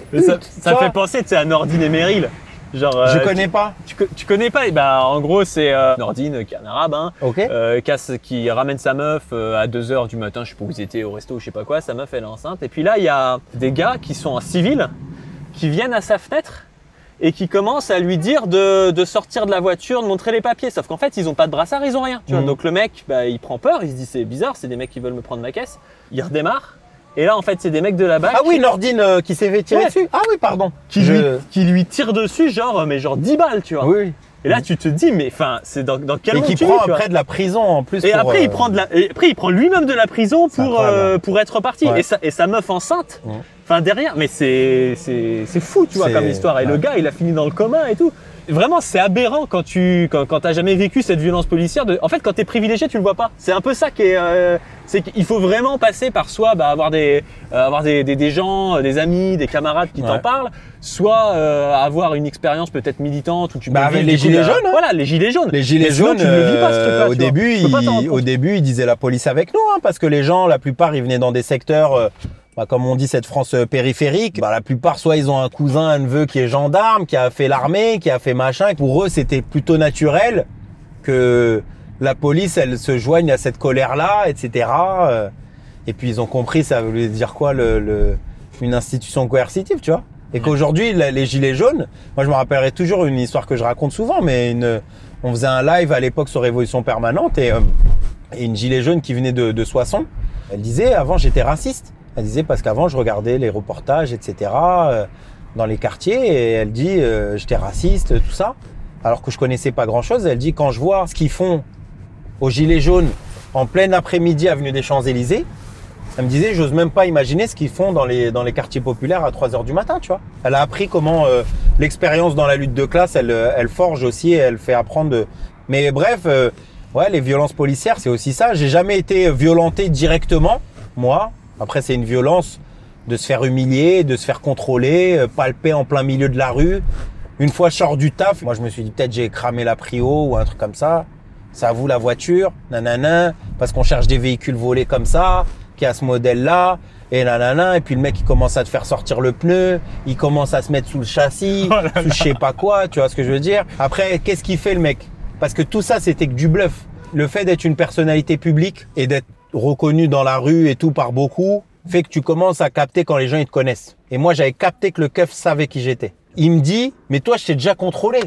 Je lui dis non. Il me dit, si, je t'ai déjà contrôlé. Ta tête, je la connais, t'es déjà venu au commissariat et tout. Je dis, écoutez, moi, je n'ai jamais été dans votre commissariat, je vous connais pas. Et moi, je savais qu'il bluffait depuis le départ, en fait, parce qu'il n'y a rien. Juste à la fin, il me dit, ah non, mais toi, t'es l'autre là, des grandes gueules là, en fait, nanana, ah ouais. Ah, je dis, donc c'est pour ça. Ouais. Je dis, depuis le début, vous savez qui je suis. Parce que vous m'avez regardé et vous avez mis votre gyrophare. Je dis, vous le savez pertinemment. Tu vois, je dis, vous m'avez fait tout ce cinéma, ça fait 1h30, je sors du taf. Je dis, vous m'avez fait sortir le pneu, etc. Regardez le châssis, etc. Vous savez, il y a que dalle depuis le départ. C'est une tentative d'intimidation. Ce que tu fais, je sors du boulot, les papiers, tout est en règle. Pourquoi tu cherches le châssis? Ouais. Et puis les keufs, ils connaissent de fou les grandes gueules. Ah bah oui, les keufs, ils connaissent. Tu vois, la Bravem. Regarde combien ils sont. Il y a quand même particulièrement des flics ici. Hein. Et quand les gens ils te disent il faut embaucher, il n'y a pas suffisamment de keufs, tiens mon gars, incroyable. J'ai l'impression qu'on a croisé 30 000 fois des flics depuis qu'on est arrivé. Moi, j'en vois jamais. Ouais, c'est quelque chose que j'ai noté du moment de la période des parrainages avec la vraie vie ici. C'est des commissariats à ciel ouvert en fait, tu vois. Il n'y a pas des tours avec des mecs avec des snipers, tout ça, mais c'est la même comme des tours de prison, c'est des rondes. Tu vois. Ouais. Et même, on est arrivé à Sarcelles-Gare, j'y avait des flics, après on en a croisé dans Sarcelles, après on en recroise là. Ouais. On a croisé peut-être 4 ou 5 fois déjà en 2 heures.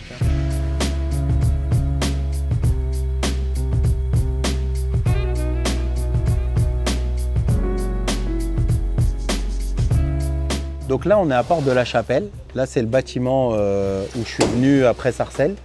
Là, derrière, ce qui est la Babsa maintenant, c'était le commissariat de Porte de la Chapelle. Mon bâtiment, il était collé au commissariat. Vous êtes du 18e arrondissement. Voilà. Police, ouais. Ah merde, il y a des barrières. Donc là, t'avais 12 ans quand vous êtes venu ici. Ouais.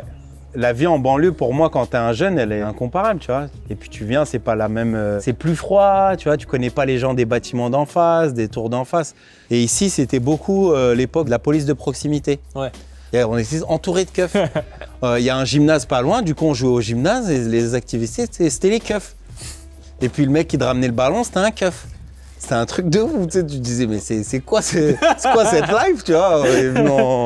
On est venu au placard, quoi. Tu vois. Et donc, bon, c'était juste pour vous montrer ça. Voilà pourquoi vive Sarcelles, vive la Cité Rose. Donc, nous, on traversait le boulevard Ney, qui est le boulevard là-bas. J'allais au collège et tout, je voyais des gens qui se piquaient, tu vois, de la pauvreté. Je te dis, la pauvreté extrême, tu vois. Ouais. Des passes, moi, je voyais des passes, je sais pas, tu vois, on avait 13 ans, 12 ans. On allait au collège, on passait par le boulevard Ney, on voyait les macros, les réseaux, etc., mafieux et tout, qui frappaient. Une autre partie de la misère et de la précarité sociale, tu vois. Après, aujourd'hui, bah, c'est en train d'être gentrifié de fou, enfin, de plus en plus. Bon, tu sais, même des choses qui sont en dehors de Paris intramuros se gentrifient.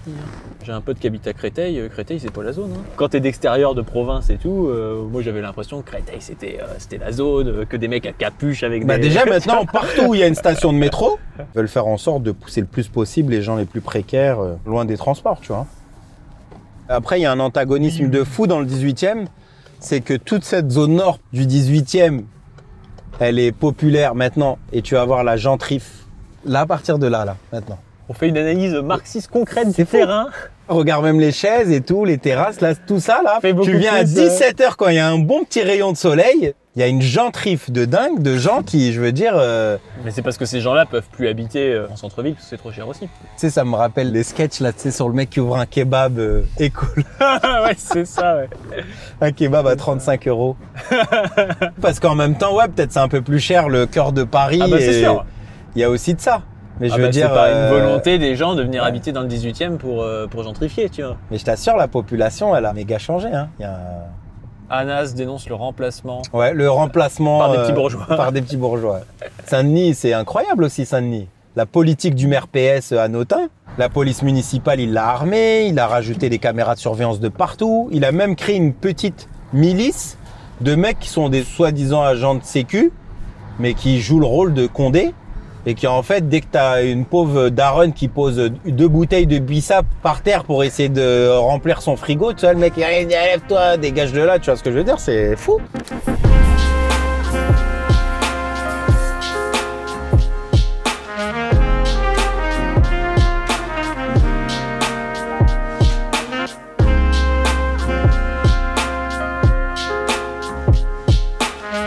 Bon là du coup on est au local Sudrail. Est-ce que tu peux nous raconter un petit peu ce que tu fais ici, ton activité syndicale, comment ça a débuté, où est-ce qu'on est, On est au local donc, de Sudrail Paris Nord qui regroupe un périmètre d'à peu près 13 000 agents sur le secteur. Oui quand même.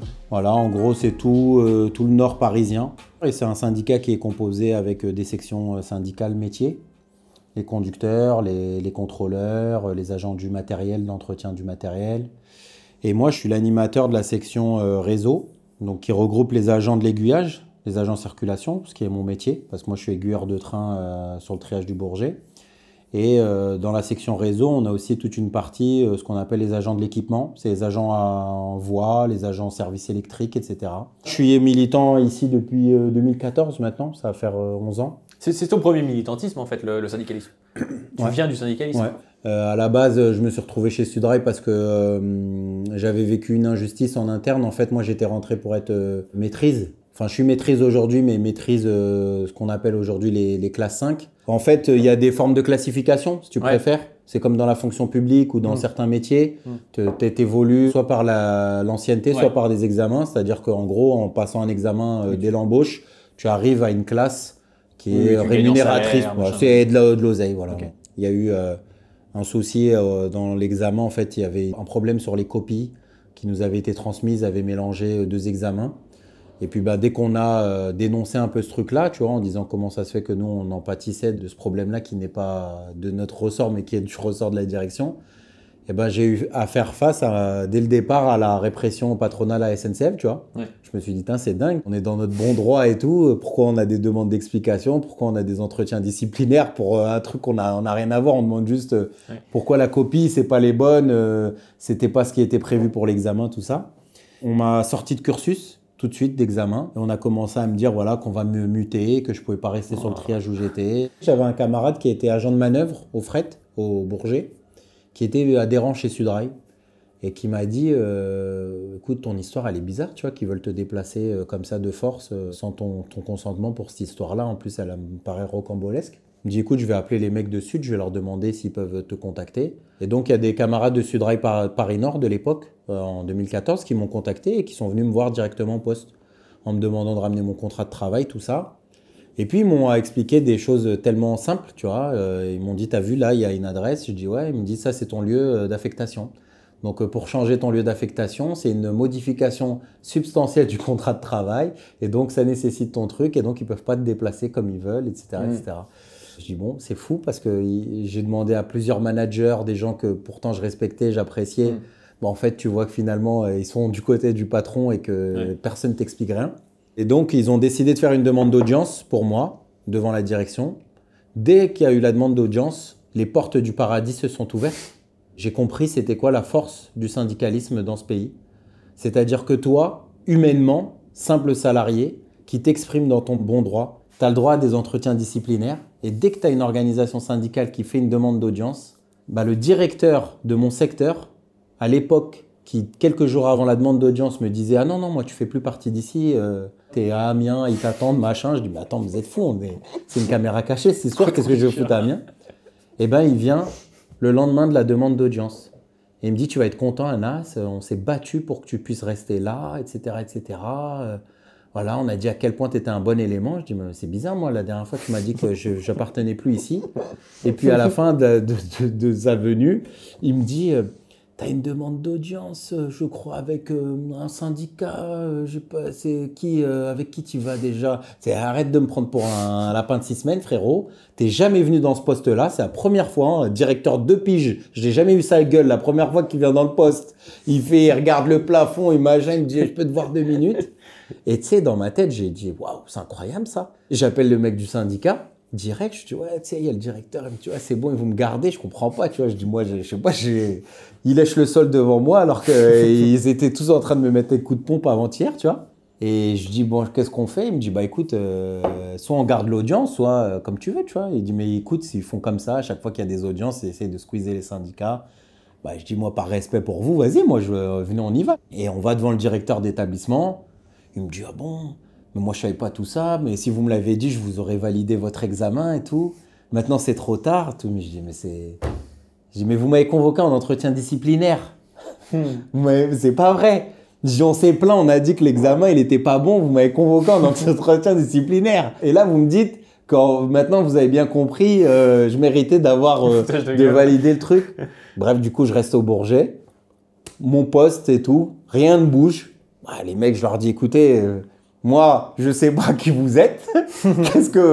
Quel est ce pouvoir incommensurable que vous avez sur des dirigeants que moi j'ai vu hier, ils voulaient me balayer ma race. Et donc je leur ai dit, donnez-moi un bulletin d'adhésion. Je sais pas, moi, comment je peux vous remercier, je peux faire quoi? Ils me disent, bah écoute, si tu veux te syndiquer, je dis, bah, frère, donne, moi je sais pas c'est quoi un syndicat, je connais rien. Je sais pas c'est quoi un syndicat, à quoi ça sert, je te donne. Et donc je me suis syndiqué en 2014. J'ai milité officiellement en 2015, première élection. Chez moi, dans mon secteur, il n'y a pas d'adhérent Sudrail. Mais tous mes potes du taf, ils votent massivement pour moi parce qu'ils m'avaient mis dernier de liste. Et on arrive à avoir une place en CHSCT du Bourget. D'accord. Et je me suis retrouvé comme ça, syndicaliste. Et puis, le vrai tournant, c'est 2016, c'est la loi El Khomri. C'est la taxe sur la réglementation du travail SNCF. À l'époque, c'était le fameux décret socle et la fin du RH 077, qui est notre réglementation du travail, nos repos, etc. Et donc, j'ai émergé un peu dans cette période-là.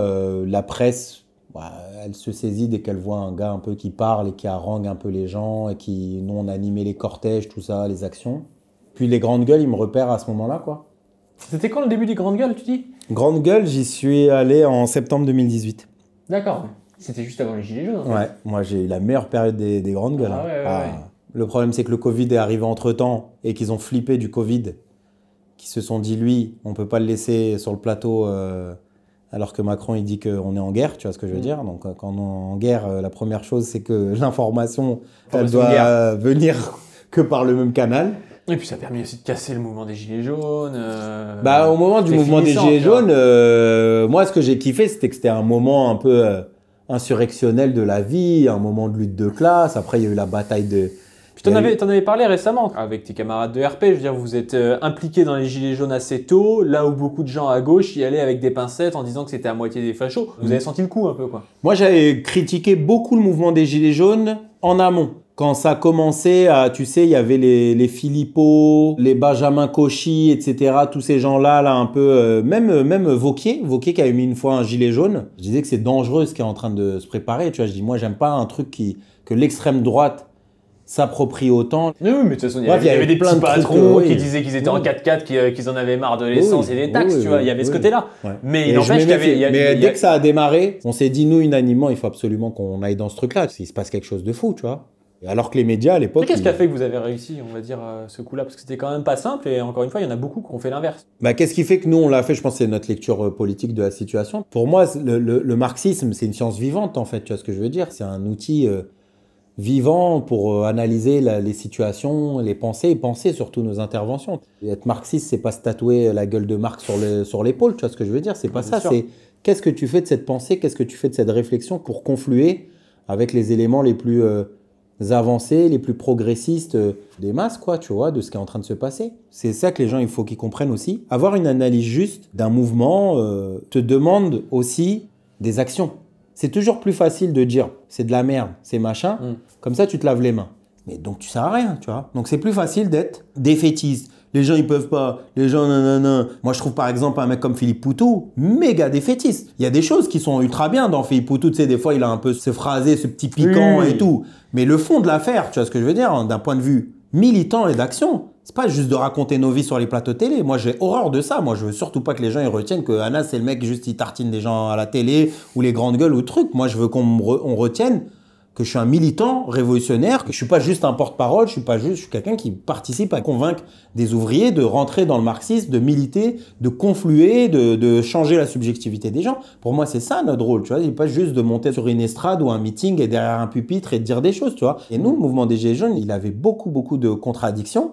Et l'idée, c'était de penser par quel moment il fallait intervenir dedans. Quand on se dit être une organisation marxiste, révolutionnaire, qui veut confluer avec les masses ouvrières, je sais pas, c'est le prolétariat qui est là-dedans. On n'a pas eu des idées de génie ni quoi que ce soit, tu vois. Après, l'idée peut-être un peu de génie qu'on a eue, c'était qu'avec le comité Adama, on a fusionné pour constituer le pôle Saint-Lazare, pour que ça soit un pôle ouvrier et antiraciste qui cherche à batailler dedans, tu vois. Ouais, mais c'est super intéressant ce que tu dis parce que sur la chaîne Pas du Team, on a souvent ce débat, notamment on pense que le marxisme c'est une pensée de la transformation et tu disais ça tout à l'heure, c'est-à-dire essayer de changer la subjectivité des gens. C'est toujours plus facile de dire ah ben un peu le discours à la Ruffin ou à la Roussel en mode bah il y a des ouvriers, ils sont un peu racistes, oui, il y a plein de gens dans la société, il y a des gens qui ont des pensées réactionnaires et tout, mais la question du marxisme, c'est pas de se soumettre à l'instant T à comment sont les gens en leur demandant bah, quelles sont tes idées et de se soumettre comme ça.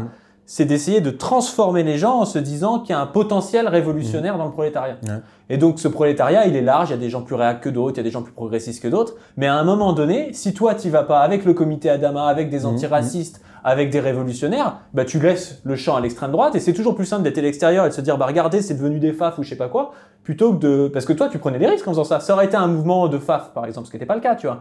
Mais ils auraient dit ah bah Anas Kazib et le comité Adama, ils sont allés avec des FAF. Bon, à l'époque, Révolution permanente, on est dans le NPA encore. L'idée du pôle Saint-Lazare et de l'intervention, on le soumet à ce qu'on appelle le CPN, c'est l'instance politique nationale du NPA, où il y a les élus en congrès, on était à peu près 80 à l'époque.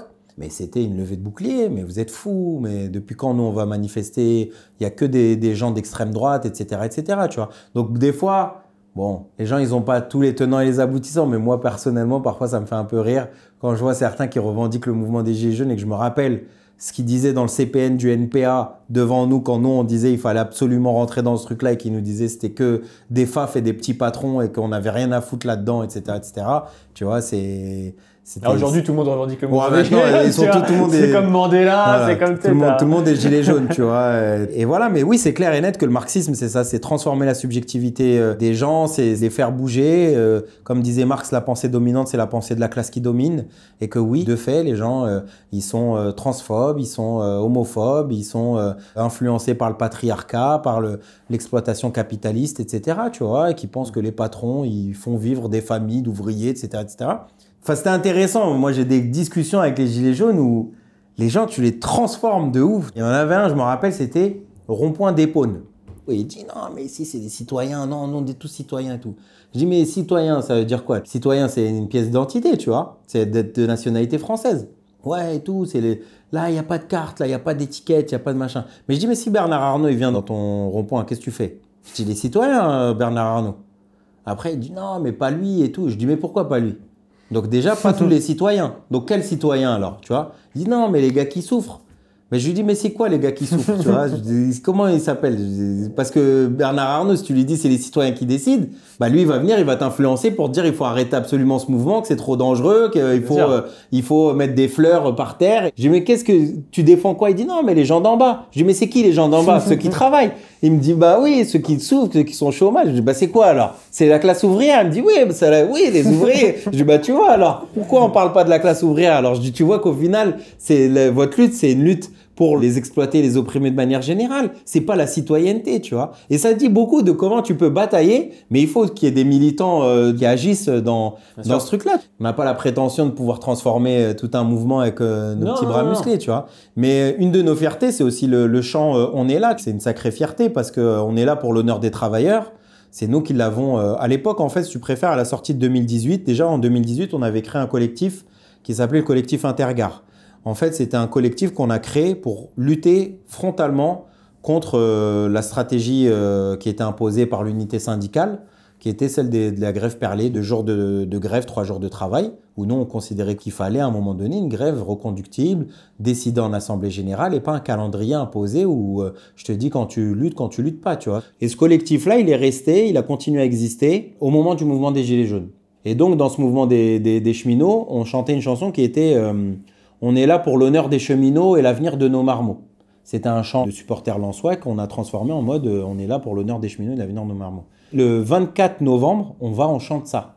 Les mecs, c'est quoi ton histoire de l'honneur des cheminots là là, c'est les citoyens, là, il n'y a pas de. Tu vois, là, c'est les citoyens, machin, tout ça.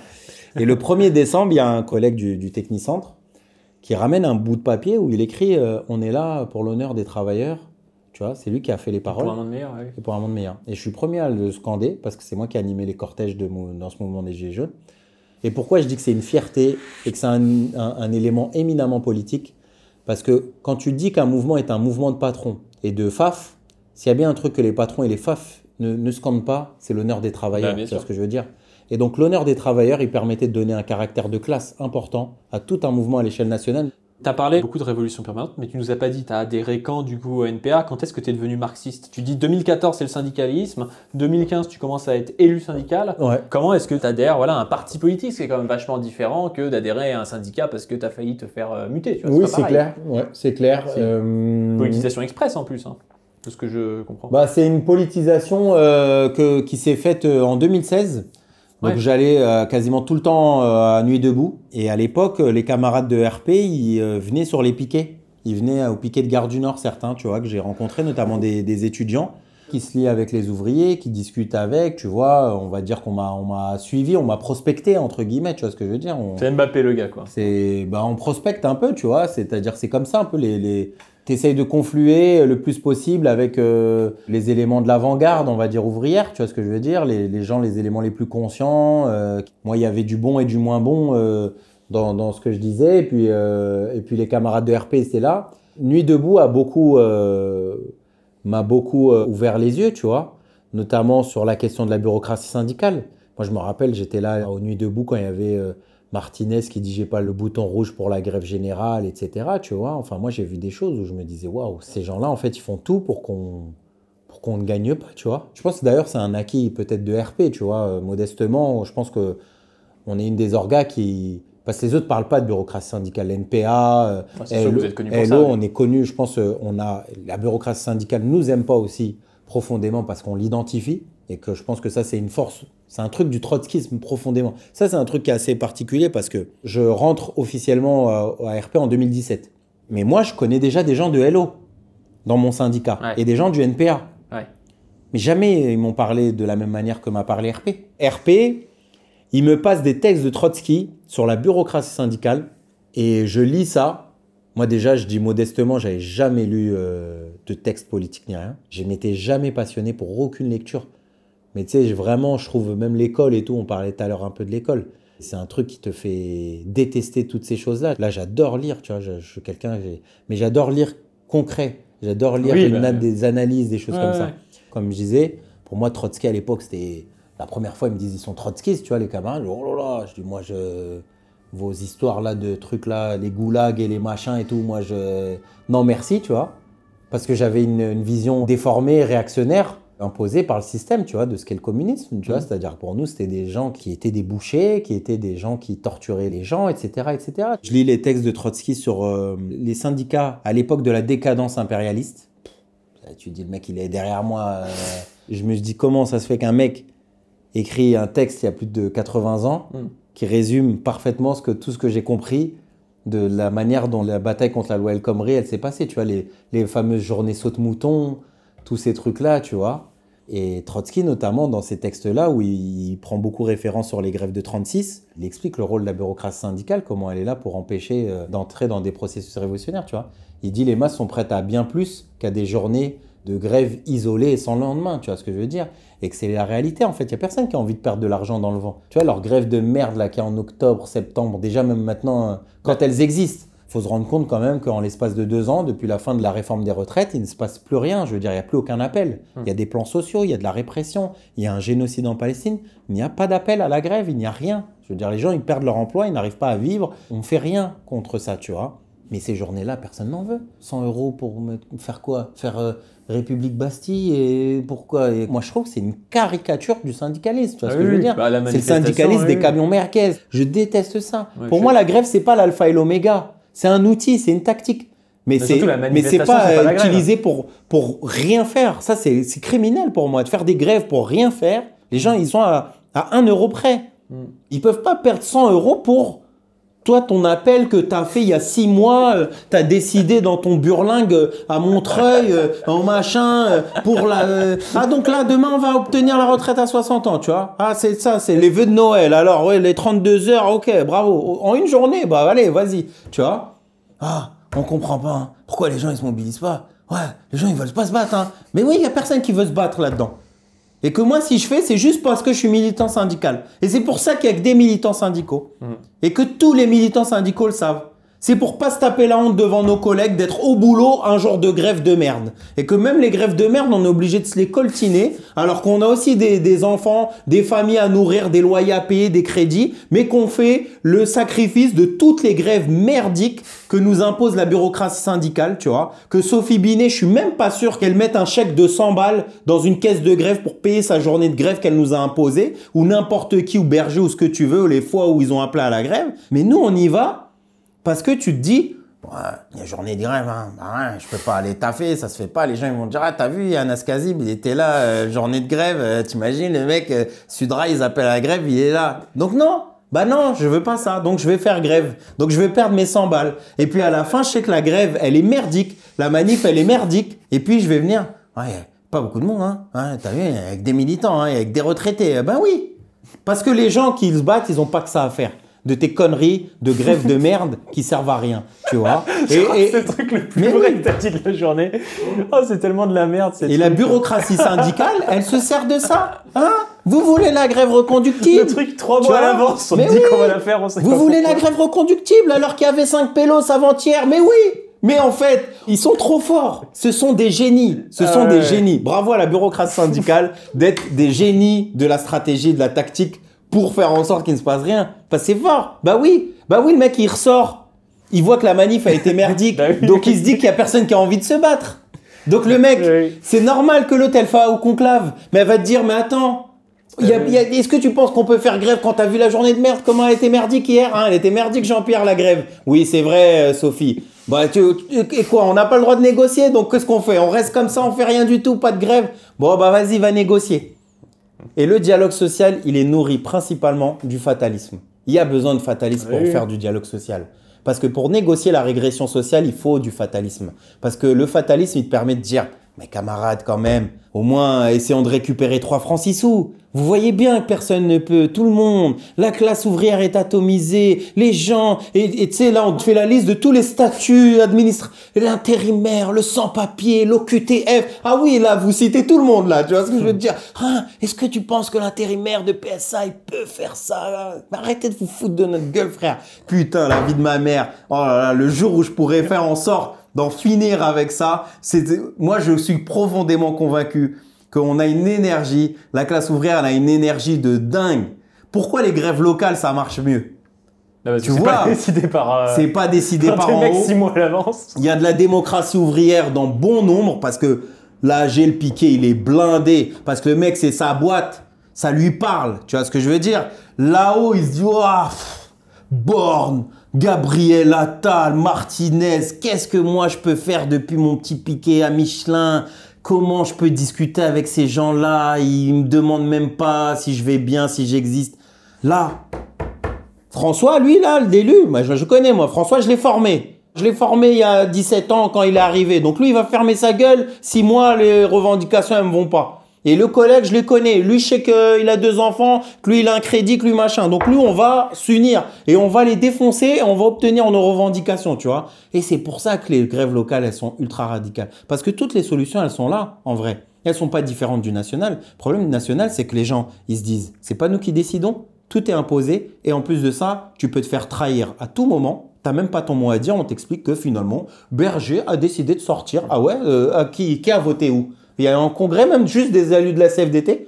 Est-ce que vous, en tant qu'élu de la CFDT, vous avez décidé de ça? Je te parlais de la grève perlée.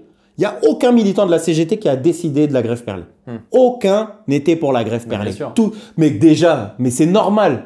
Quel militant de la CGT va réfléchir à faire une grève à l'économie? Tu me dis qu'un mec de base, il dit « Ah frérot, moi ça va être dur, si on peut faire un peu moins, tu vois, quelques jours. » Ok, je peux comprendre. Mais il n'y a aucun élu CGT qui peut avoir comme réflexion face à la fin du statut, faire une grève à l'économie. Bien sûr, ouais. Mais tous les camarades que je connais de la CGT, je dis ça dit quoi chez vous? Illimité, illimité, illimité, illimité.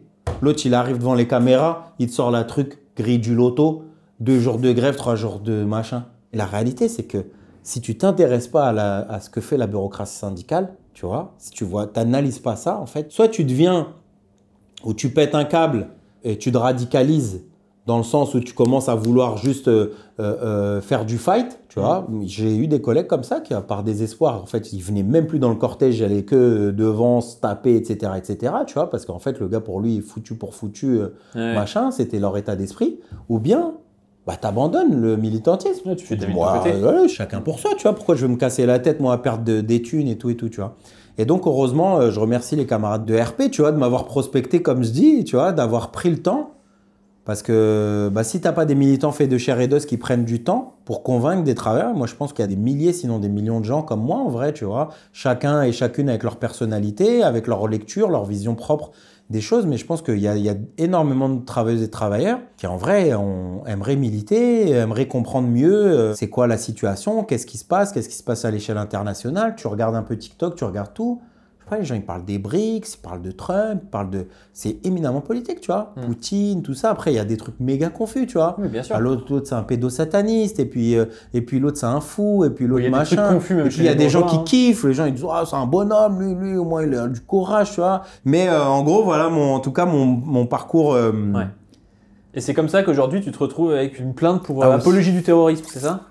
Ouais. Malheureusement. C'est dur, ouais. Tu peux raconter tout ça parce que c'est un truc assez important, c'est même peut-être unique dans la scène politique actuelle, qu'il y a un dirigeant d'un parti politique qui prenne un procès comme ça pour apologie du terrorisme. Je sais qu'il y avait Mathilde Panot qui avait été embêtée aussi, mais ça s'était... Et Rima Hassan récemment. Terminé assez rapidement. Rima Hassan aussi. Convoqué, mais toi, du coup, tu vas carrément passer au tribunal. Ouais. Moi, j'ai eu la convocation déjà. Ouais. J'ai déjà fait la convocation au commissariat. Et puis, j'ai le tribunal donc le 18 juin prochain. Ouais, pour un tweet qu'on va vous afficher. On a vu plein de harcèlement judiciaire. Je pense à l'imam Majoubi ou à des gens comme ça. Donc, un peu de type, on se dit, oui, c'est des arabes, islamistes, machin et tout. Et aussi du harcèlement judiciaire envers des syndicalistes. Je pense à Jean-Paul Le Delasco, par exemple. À Christian Porta et à d'autres syndicalistes qui ont été visés comme ça, parce que syndicalistes, je pense, parce que du coup, on faisait un exemple. Christian Porta, c'était pas sur la répresse Palestine, tout ça. Jean-Paul Delesco, je pense qu'ils ont eu une volonté, vu que c'était sur un tract de la CGT et que c'est un secteur qui a pris position vite avec même quelques démonstrations et autres. Je pense qu'ils ont voulu envoyer un message tout de suite à la Confédération CGT. Le mouvement Palestine, il blague pas en fait. Je veux dire, il y a un tel lien entre la colonisation que vit le peuple palestinien et l'État français qui est importante. Je veux dire, historiquement, dès la création de l'État d'Israël, etc. Je veux dire, la France, elle a toujours été partie prenante de la colonisation qu'a vécu le peuple palestinien. Donc il y a toujours eu un truc. La Palestine, c'est un niveau de répression d'État politique et médiatique qui est phénoménal. Je veux dire, c'est interdit. Tu dis Palestine, t'es coupable déjà, tu vois. Est-ce que t'es pas antisémite? Est-ce que t'es pas terroriste? Est-ce que tu soutiens pas le terrorisme? Etc. etc. C'est tout de suite. T'es ambigu, t'es machin. Tu vois, c'est Est-ce que vous condamnez? Mais moi, je me rappellerai toujours d'un C'est dans l'air sur France 5. C'était la présidente de l'Observatoire du Moyen-Orient, qui est une femme, je veux dire, l'institution de l'institution, tu vois, qui essaye d'expliquer que les choses, elles commencent pas le 7 octobre, mais qu'il faut comprendre, etc., qu'une population qui vit entre quatre murs depuis 2006, l'eau est salée, que les trucs, machin. Et on lui a dit, vous êtes en train de justifier et tout, tu vois, et elle te dire, mais non, mais moi, je sais pas, je suis historienne, t'as plus le droit. Être historien, sociologue, chercheur, c'est interdit, t'as rien à chercher autour de la Palestine. C'est soit tu condamnes les Palestiniens, soit on va te faire la misère. C'est fou. Donc oui, moi je pense que faut pas nier non plus le caractère raciste, profondément raciste de cette attaque. C'est-à-dire que oui, il y a beaucoup de gens qui ont été menacés, qui ont peut-être fait des auditions, etc. Mais on est les seuls à avoir un procès. Et bizarrement, quand on voit tous ceux qui ont des procès, pas 100%, mais la grande majorité, ce sont des personnes racisées ou sinon des personnes de confession musulmane. Tu vois ce que je veux dire? Et que ça s'inscrit, je veux dire, dans le truc, là même là récemment, les Algériens. Alors, oui, Rotaillon, on fait la chasse aux Algériens, et puis la chasse aux Palestiniens, et puis là, aux États-Unis, les réfugiés palestiniens, on les déporte. C'est une atteinte profonde à la liberté d'expression, une atteinte profonde aux libertés démocratiques élémentaires. Et l'une des premières qui est celle d'être un opposant politique, tu vois. C'est simple pour que les gens comprennent comment c'est une instrumentalisation politique. En 2014, le PS change cette loi. C'était avant un délit de presse et ils le font passer dans le situation élargie. Tu vois, en gros, j'ai plus le nom, oui. C'est Elsa qui m'avait expliqué, j'ai plus le terme exact. En 15 ans d'existence de la loi pour apologie au terrorisme, il y a eu 7 procès. Ouais. D'accord? La seule année où le PS l'a fait passer, change le caractère de la loi et l'élargit, il y a plus de 360 procès la seule année où le Parti socialiste change qui peut être attaqué pour apologie au terrorisme. Ça permet de réprimer les militants, clairement. Oui, c'est incroyable. Mais je veux dire, quand tu as Marc Trévidic, le juge antiterroriste, etc., qui fait une tribune dans Libé, où il dit que cette loi-là, elle est utilisée pour criminaliser en fait les gens, en plus sur un conflit qui est à l'international.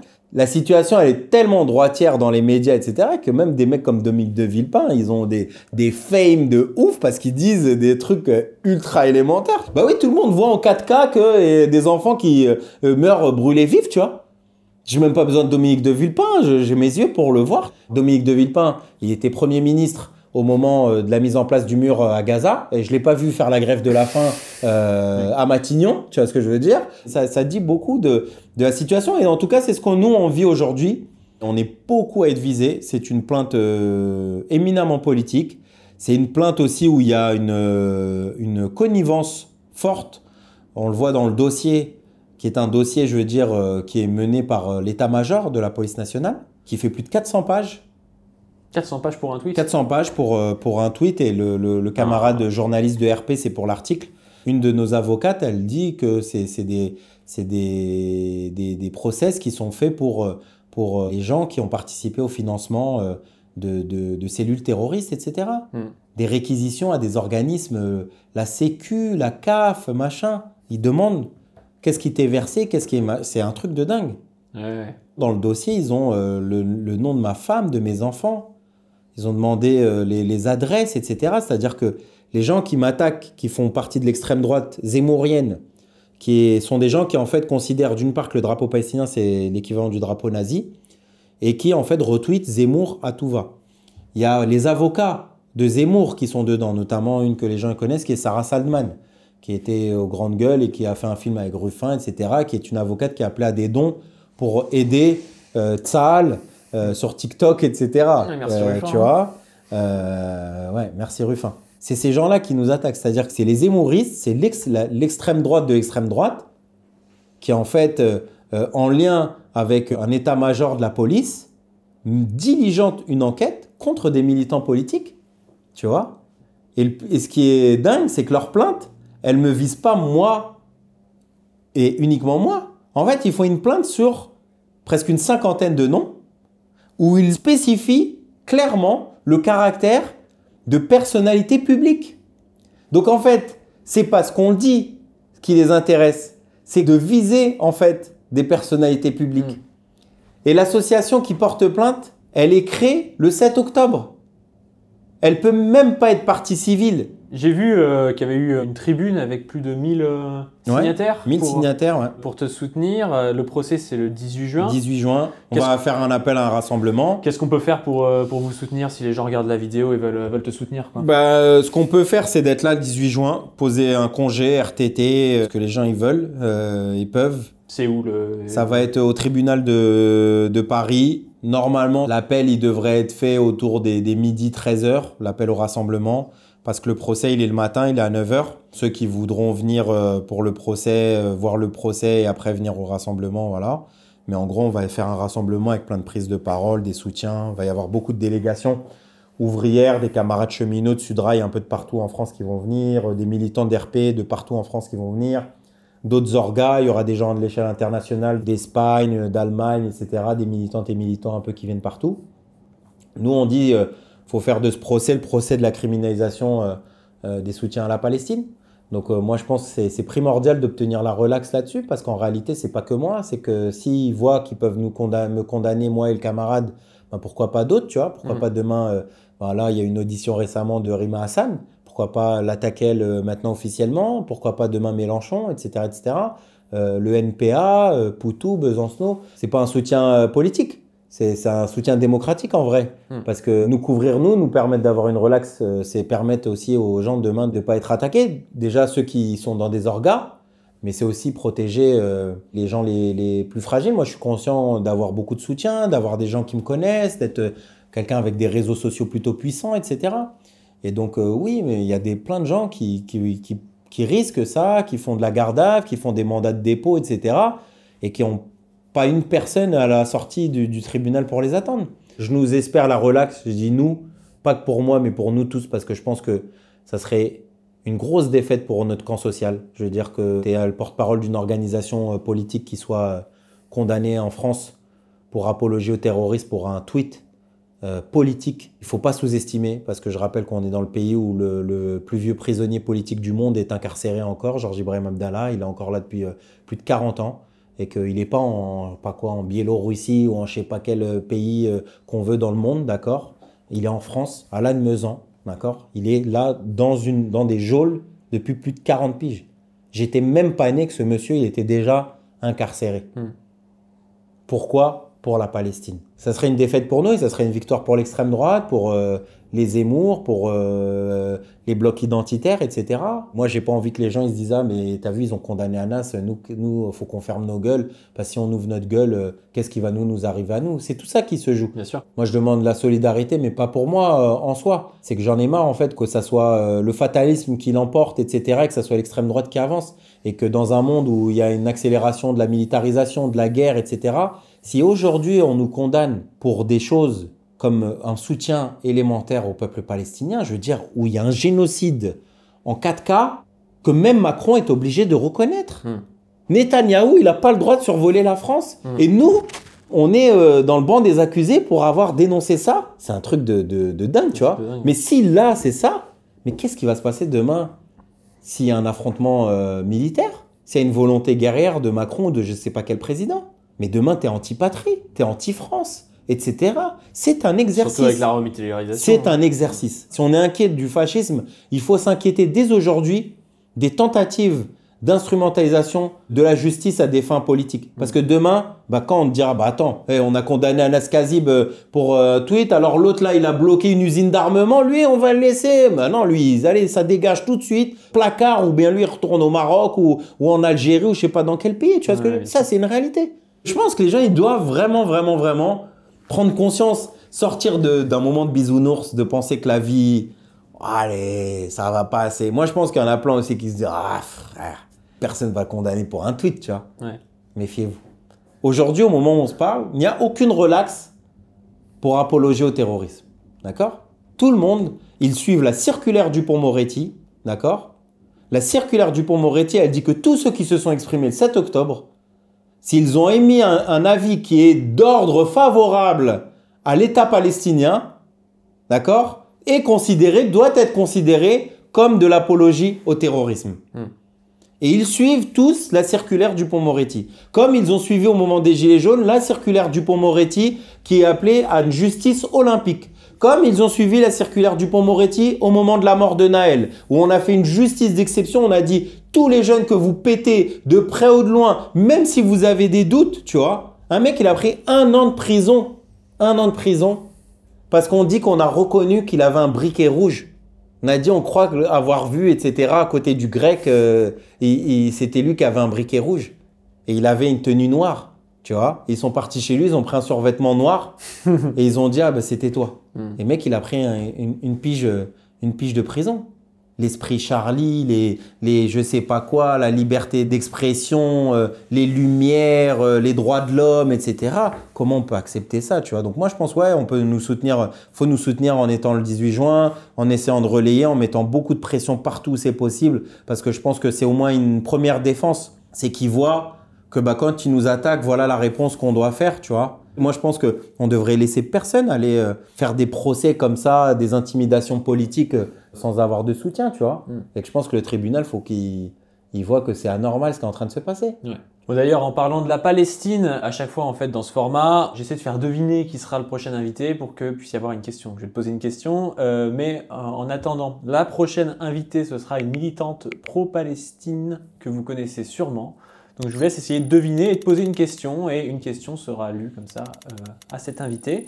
Et donc la question que je voulais te poser justement a un rapport avec ça. Ah, moi, il y a quelqu'un qui a posé une question? Oui. Ok. Parce que là on a parlé du fascisme justement, mais est-ce que le fascisme il n'est pas un peu instrumentalisé pour casser un peu l'élan de l'extrême gauche notamment, en disant qu'il faut par exemple Biden contre le fascisme. Ah oui. Et donc du coup, voilà, comment est-ce que tu penses ça? Est-ce que tu penses qu'on arrive dans une période néofasciste? Est-ce que tu penses que dire ça, c'est pas un peu casser aussi le mouvement ouvrier? Est-ce que t'es pas accélérationniste? Voilà. Donc qu'est-ce que tu en penses de tout ça? Tu penses qu'on est dans le néofascisme? Tu penses qu'on n'y est pas encore? Je pense pas qu'on est dans le néofascisme. Après, il faudrait voir c'est quoi la définition qu'on met derrière néofascisme. Je pense qu'il y a des groupes fascistes et néofascistes qui existent, qui aimeraient que les choses elles s'accélèrent, c'est une réalité.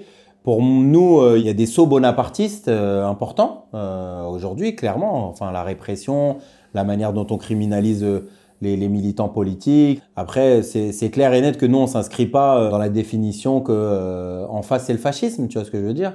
Parce que le fascisme, c'est pas ça. Moi, j'invite des gens à lire ne serait-ce que le travail de personnes comme Enzo Traverso, qui sont des historiens qui analysent, spécialistes de la question du fascisme. D'ailleurs, Traverso avait fait un entretien avec Hugo Paletta sur Hors Série, où il explique en fait ce qu'est le fascisme, etc. Mais le fascisme, c'est la transformation de l'appareil d'État en un appareil qui est un appareil militaire et policier, qui est un appareil en fait où on transforme tout, notamment par le sang, la répression et l'incarcération. Alors oui, les choses, elles sont graduelles. C'est clair et net qu'ils ne peuvent pas tout faire d'un coup, etc.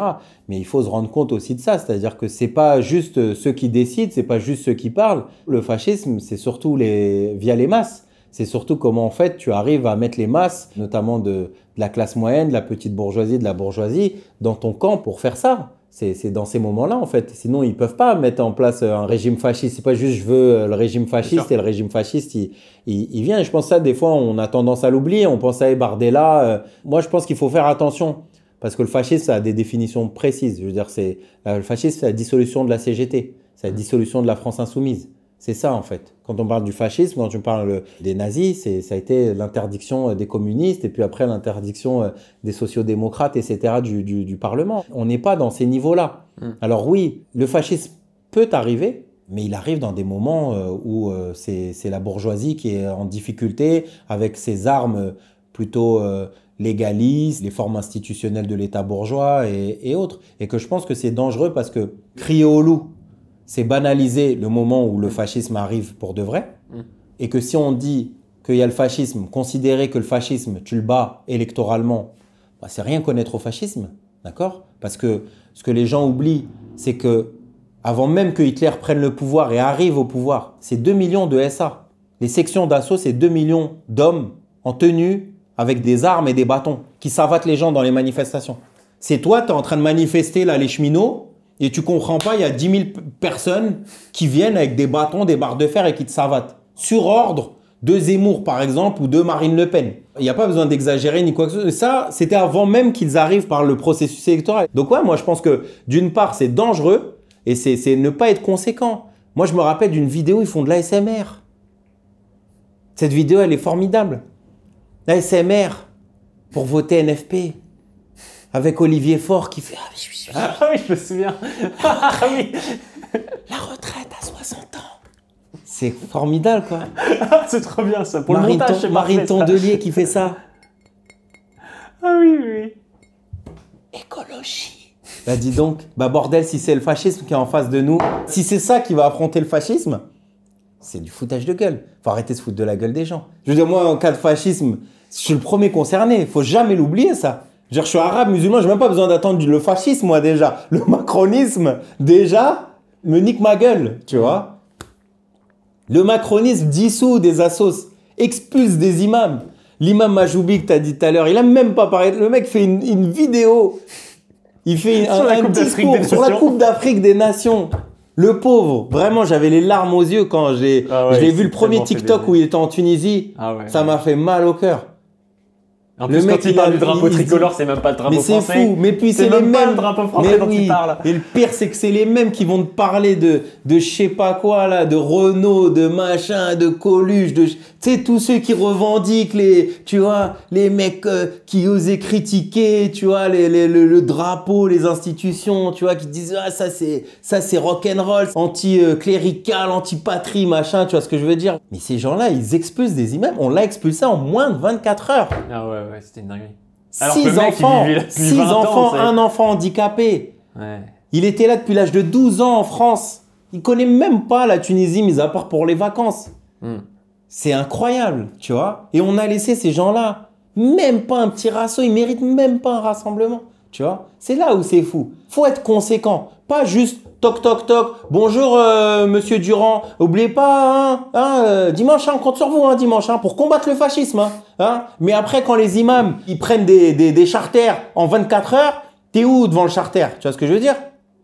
Toi tu veux battre le fascisme, t'arrives même pas à battre Darmanin déjà. Darmanin, t'as dit aux gens, abandonne la liste, faut voter pour Darmanin.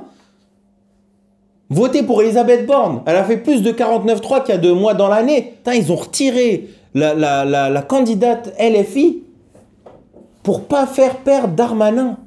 Le mec qui venait de dissoudre le CCIF, Baraka City, la loi séparatisme, qui met des fiches S à pleine patate, qui a augmenté la capacité des centres de rétention, qui a dit que expulser 4000 personnes, c'était pas suffisant avant les législatives. Et toi, tu retires une candidate de gauche pour le laisser passer, pour faire barrage au fascisme. Parce qu'il y a pire. Désolé, moi je sais pas, voir un pire entre Darmanin et Bardella, c'est incroyable, tu vois. Darmanin lui-même, il a trouvé que Le Pen, elle était trop molle. Rotaillot, là, qui vient de dire qu'elle est de gauche. Faut prendre des vitamines, il a dit elle est de gauche. Faut arrêter de parler pour rien dire et pour dire n'importe quoi, surtout quand on est inconséquent. Si on considère qu'il y a le fascisme, il faut répondre dès à présent aujourd'hui. Énormément d'élus du nouveau Front Populaire ne sont pas signataires de la tribune. Et que vous avez démarché et bien sûr, qui ont été sollicités. Parce que c'est une tribune démocratique, on ne demande pas de soutenir ni Anas Kazib ni Révolution Permanente. Est-ce que tu considères qu'un militant politique qui s'exprime dans un tweet contre un génocide, est-ce qu'il mérite d'aller au placard ou est-ce qu'il ne mérite pas? C'est ni plus ni moins. T'as fait de la SMR avant-hier.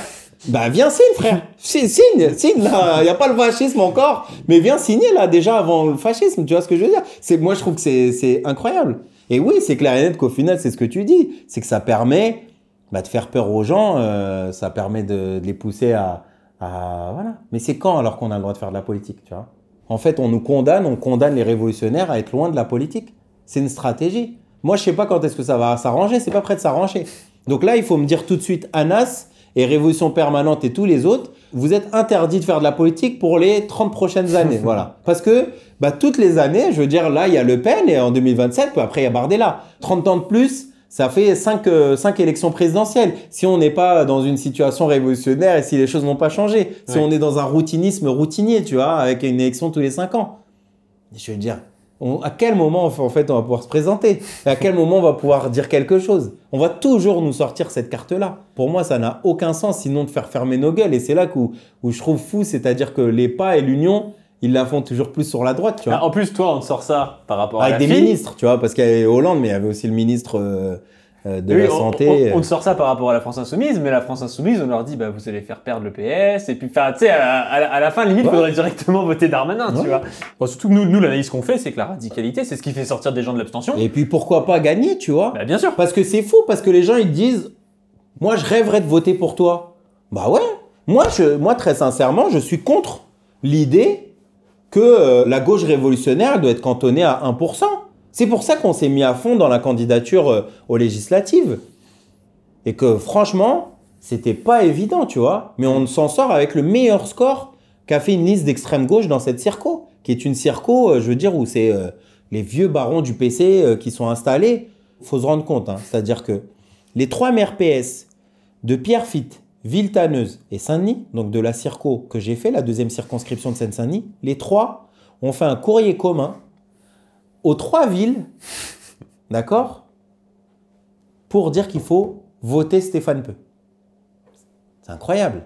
Ça, c'est même pas le courrier officiel, hein, tu sais, parce qu'il y a le truc, le courrier officiel avec ton bulletin de vote et tout, avec tous les autres candidats, tu vois. Il a eu le droit déjà à quelque chose gratuit, avec l'argent du contribuable, payé par les mairies de Pierrefitte, Saint-Denis et machin, où les maires PS, ils disent à leurs concitoyens, faut voter pour lui, contre un arabe, voilà, pour lutter contre le fascisme. Excusez-moi, hein, mais si on veut lutter contre le fascisme, il n'y a peut-être pas grand-chose de plus progressiste qu'un cheminot, un ouvrier syndicaliste racisé, d'accord, qui devient député d'une circonscription en Seine-Saint-Denis.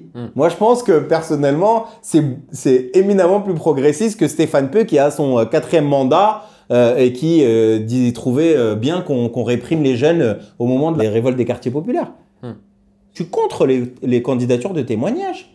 Parce que les gens, ce qui me rend dingue et ce qui dit beaucoup, le trotskisme a fait 10%. Il y a encore quelques années en arrière sur la liste Laguier et Besancenot. 10% de gens ont voté pour des révolutionnaires. C'est énorme. Bah d'ailleurs, l'existence même du front de gauche et de... Oui, c'était cette C'est analyse. ça, c'est l'analyse. Il se dit, il y a une masse critique, on ne pense pas qu'ils sont trotskistes, donc on va les ramener gentiment. Je pense pas qu'il y ait 10% de trotskistes, oui, mais je pense que c'est des gens radicaux. Oui, ouais. mais je pense que si les gens ils s'expriment comme ça dit quelque chose. Et que oui, pourquoi pas? Pourquoi on ne ferait pas 10%, tu vois? Je pense que les gens, ils n'ont pas à voter utile. Ils doivent voter ce qu'ils pensent. Et que oui, si tu as 20% de gens qui disent « Ah, mais moi je kifferais gagner mieux. Moi, j'aimerais en finir avec les institutions bourgeoises. J'aimerais en finir. » Ben vote, frère. Vote. T'es pour la régularisation de tous les sans-papiers. Vote. Ça envoie, même déjà rien que d'un point de vue et d'un message. Ça met l'impression. Tu te dis, mais t'imagines, déjà, le mec, c'est le premier candidat à la présidentielle racisé de l'histoire, tu vois, de arabe. Moi, je me rappellerai toujours, un universitaire, il m'avait dit, mais tu te rends pas compte si demain tu arrivais à avoir les 500 parrainages, la déflagration que ça serait à l'échelle internationale dans les pays, les ex-colonies françaises, tu vois. Genre qu'un jeune Marocain, il arrive dans un pays aussi impérialiste que la France, avec tout le passé colonial, à être, tu vois. En 2027. Je nous l'espère, tu vois. Si on n'a pas une inéligibilité, parce qu'on peut risquer une inéligibilité aussi pour le procès d'apologie, il y a des amendes, du sursis, du ferme, de ce qu'on veut, tu vois. C'est la fin peut-être de la vidéo et de l'interview, tu vois, mais je pense que ce que je veux que les gens ils retiennent de toute la journée et tout, tu vois, c'est déjà d'une part que ça donne envie aux gens de militer, tu vois ce que je veux dire. Tout à l'heure, tu as dit qu'est-ce qu'on peut faire. Bah, moi, je pense qu'il faut que les gens ils militent, tu vois ce que je veux dire. Il faut que les gens, en fait, ils refusent d'accepter de fermer leur gueule sur les injustices, la barbarie de ce monde, tu vois. Moi, je sais pas, tu vois, là, c'est de l'apologie. Peut-être demain, je peux crever au passage piéton, tu vois. Tout ce que je peux laisser comme marque, comme jalon, pour dire aux gens, il faut en finir avec ce système-là, il faut détruire pierre par pierre le système capitaliste, l'exploitation, etc., en finir avec l'ensemble des oppressions et autres. Je ne sais pas si je connaîtrai la révolution, mais si je la connais pas, j'espère que les générations futures, elles la connaissent. Moi, tout ce que je fais, c'est pas pour ma pomme, c'est pour les générations futures, c'est pour mon voisin, les enfants de mon voisin, mes gosses. Et je pense qu'on est une belle génération, je pense qu'il y a une nouvelle génération ouvrière. Je suis profondément convaincu de ça, les camarades de RP. On a vu que de 2016 à 2023, on a connu une phase de lutte de classe sans précédent, qui est inégalée à l'échelle du monde entier, que la France est un épicentre de la lutte de classe. Je pense qu'il y a une histoire de la lutte de classe ici en France Et que c'est pour ça que c'est analysé, c'est regarder à travers le monde, quand il y a les gilets jaunes, quand il y a tout ça. Et moi, quand je discute avec des camarades à l'échelle internationale, ils disent, putain, vous avez de la chance en France, hein, c'est dingue, il y a toujours des luttes, toujours de la combativité. Et ok, il n'y a pas des grandes grèves, il y avait la gaieté lyrique, c'était un moment de dingue, tu vois ce que je veux dire? Il y a des trucs, nous on va essayer de faire du procès à un truc politique le plus possible, tu vois. Et puis des fois tu as le mouvement écolo, le mouvement antiraciste, il y a toujours des choses. Et que je pense que cette génération-là, j'espère que ça va être la génération qui va essayer d'en finir avec ce qu'on a vécu. Quand tu vois la force de frappe, cheminots, raffineurs, agents du nettoyage, agents de la propreté, l'énergie, je veux dire, il y a 1001 métiers, la logistique et autres. La capacité qu'on a et qu'on pourrait avoir si on décidait toutes et tous d'arrêter la machine productive et de penser une autre société, mais elle est phénoménale. Quand tu repenses juste aux raffineurs, en 2022, qui 1000 bonhommes ont mis à sec l'ensemble des pompes à essence de ce pays, ben imagine si tu ajoutes l'ensemble des corporations les plus importantes de ce pays, plus l'ensemble des métiers dits essentiels, l'agroalimentaire, la grande distribution, la logistique, si tout s'arrête et que tu as des milliers de piquets de grève, d'assemblées générales, de coordination, de cordons ouvriers qui réfléchissent, qui pensent de lancer des délégations, les délégations de Auchan, les délégations de Carrefour, les délégations de cheminots, des assemblées, des AG, des gens qui se coordonnent à l'échelle nationale de ce pays-là. Déjà, l'impact que ça aurait en Europe et dans le monde entier, en fait, s'il se passait une grève générale en France. Est-ce qu'on n'en a pas la capacité? Est-ce que les gens ils n'ont pas envie? Les gens ils pensent à leur chèque vacances ou alors je ne pense pas. Je pense qu'à un moment donné, malheureusement, ça, s'il n'y a pas à un moment donné une organisation aussi révolutionnaire qui influence dans ce sens-là contre la bureaucratie syndicale qui, ouais, Binet, elle veut continuer à avoir sa place, continuer à avoir un appareil qui fonctionne, qui discute, qui est invité, qui a des places, etc., etc. Et qu'ils savent c'est quoi leur rôle. Et que dans des moments révolutionnaires, ça ne sert plus à rien tout ça.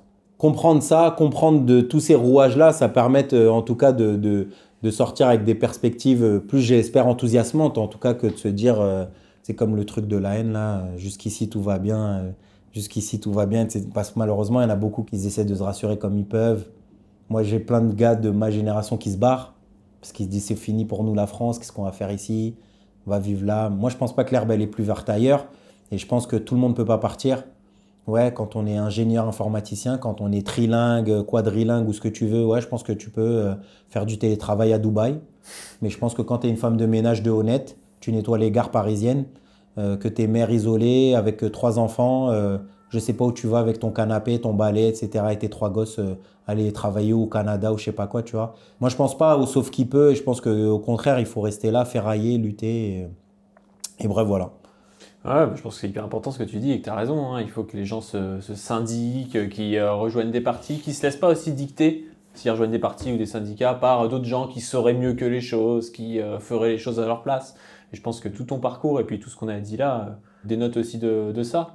Sur ce, on te remercie beaucoup pour tout ça, d'avoir pris ton temps, de nous avoir fait visiter, de nous avoir reçus. N'hésitez pas, comme d'habitude, à vous abonner à cette chaîne, à notre chaîne commune aussi, Pas du Team, sur laquelle on sort des vidéos tous les jours, à être présent, si vous le pouvez, le 18 juin, donc devant quel tribunal? Tribunal à la porte de Clichy. Tribunal de justice de Paris. Et je mettrai peut-être l'heure si ça change en description. Et voilà, de toute façon, suivez les réseaux d'Anas et puis de Révolution Permanente et vous en saurez plus.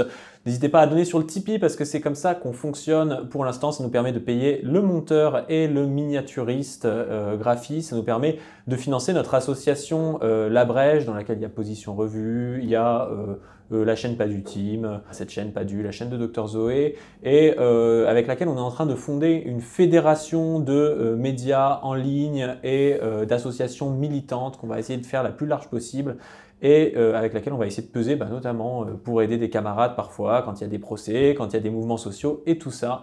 Et sur ce, je vous dis à plus. Merci beaucoup. Merci à toi.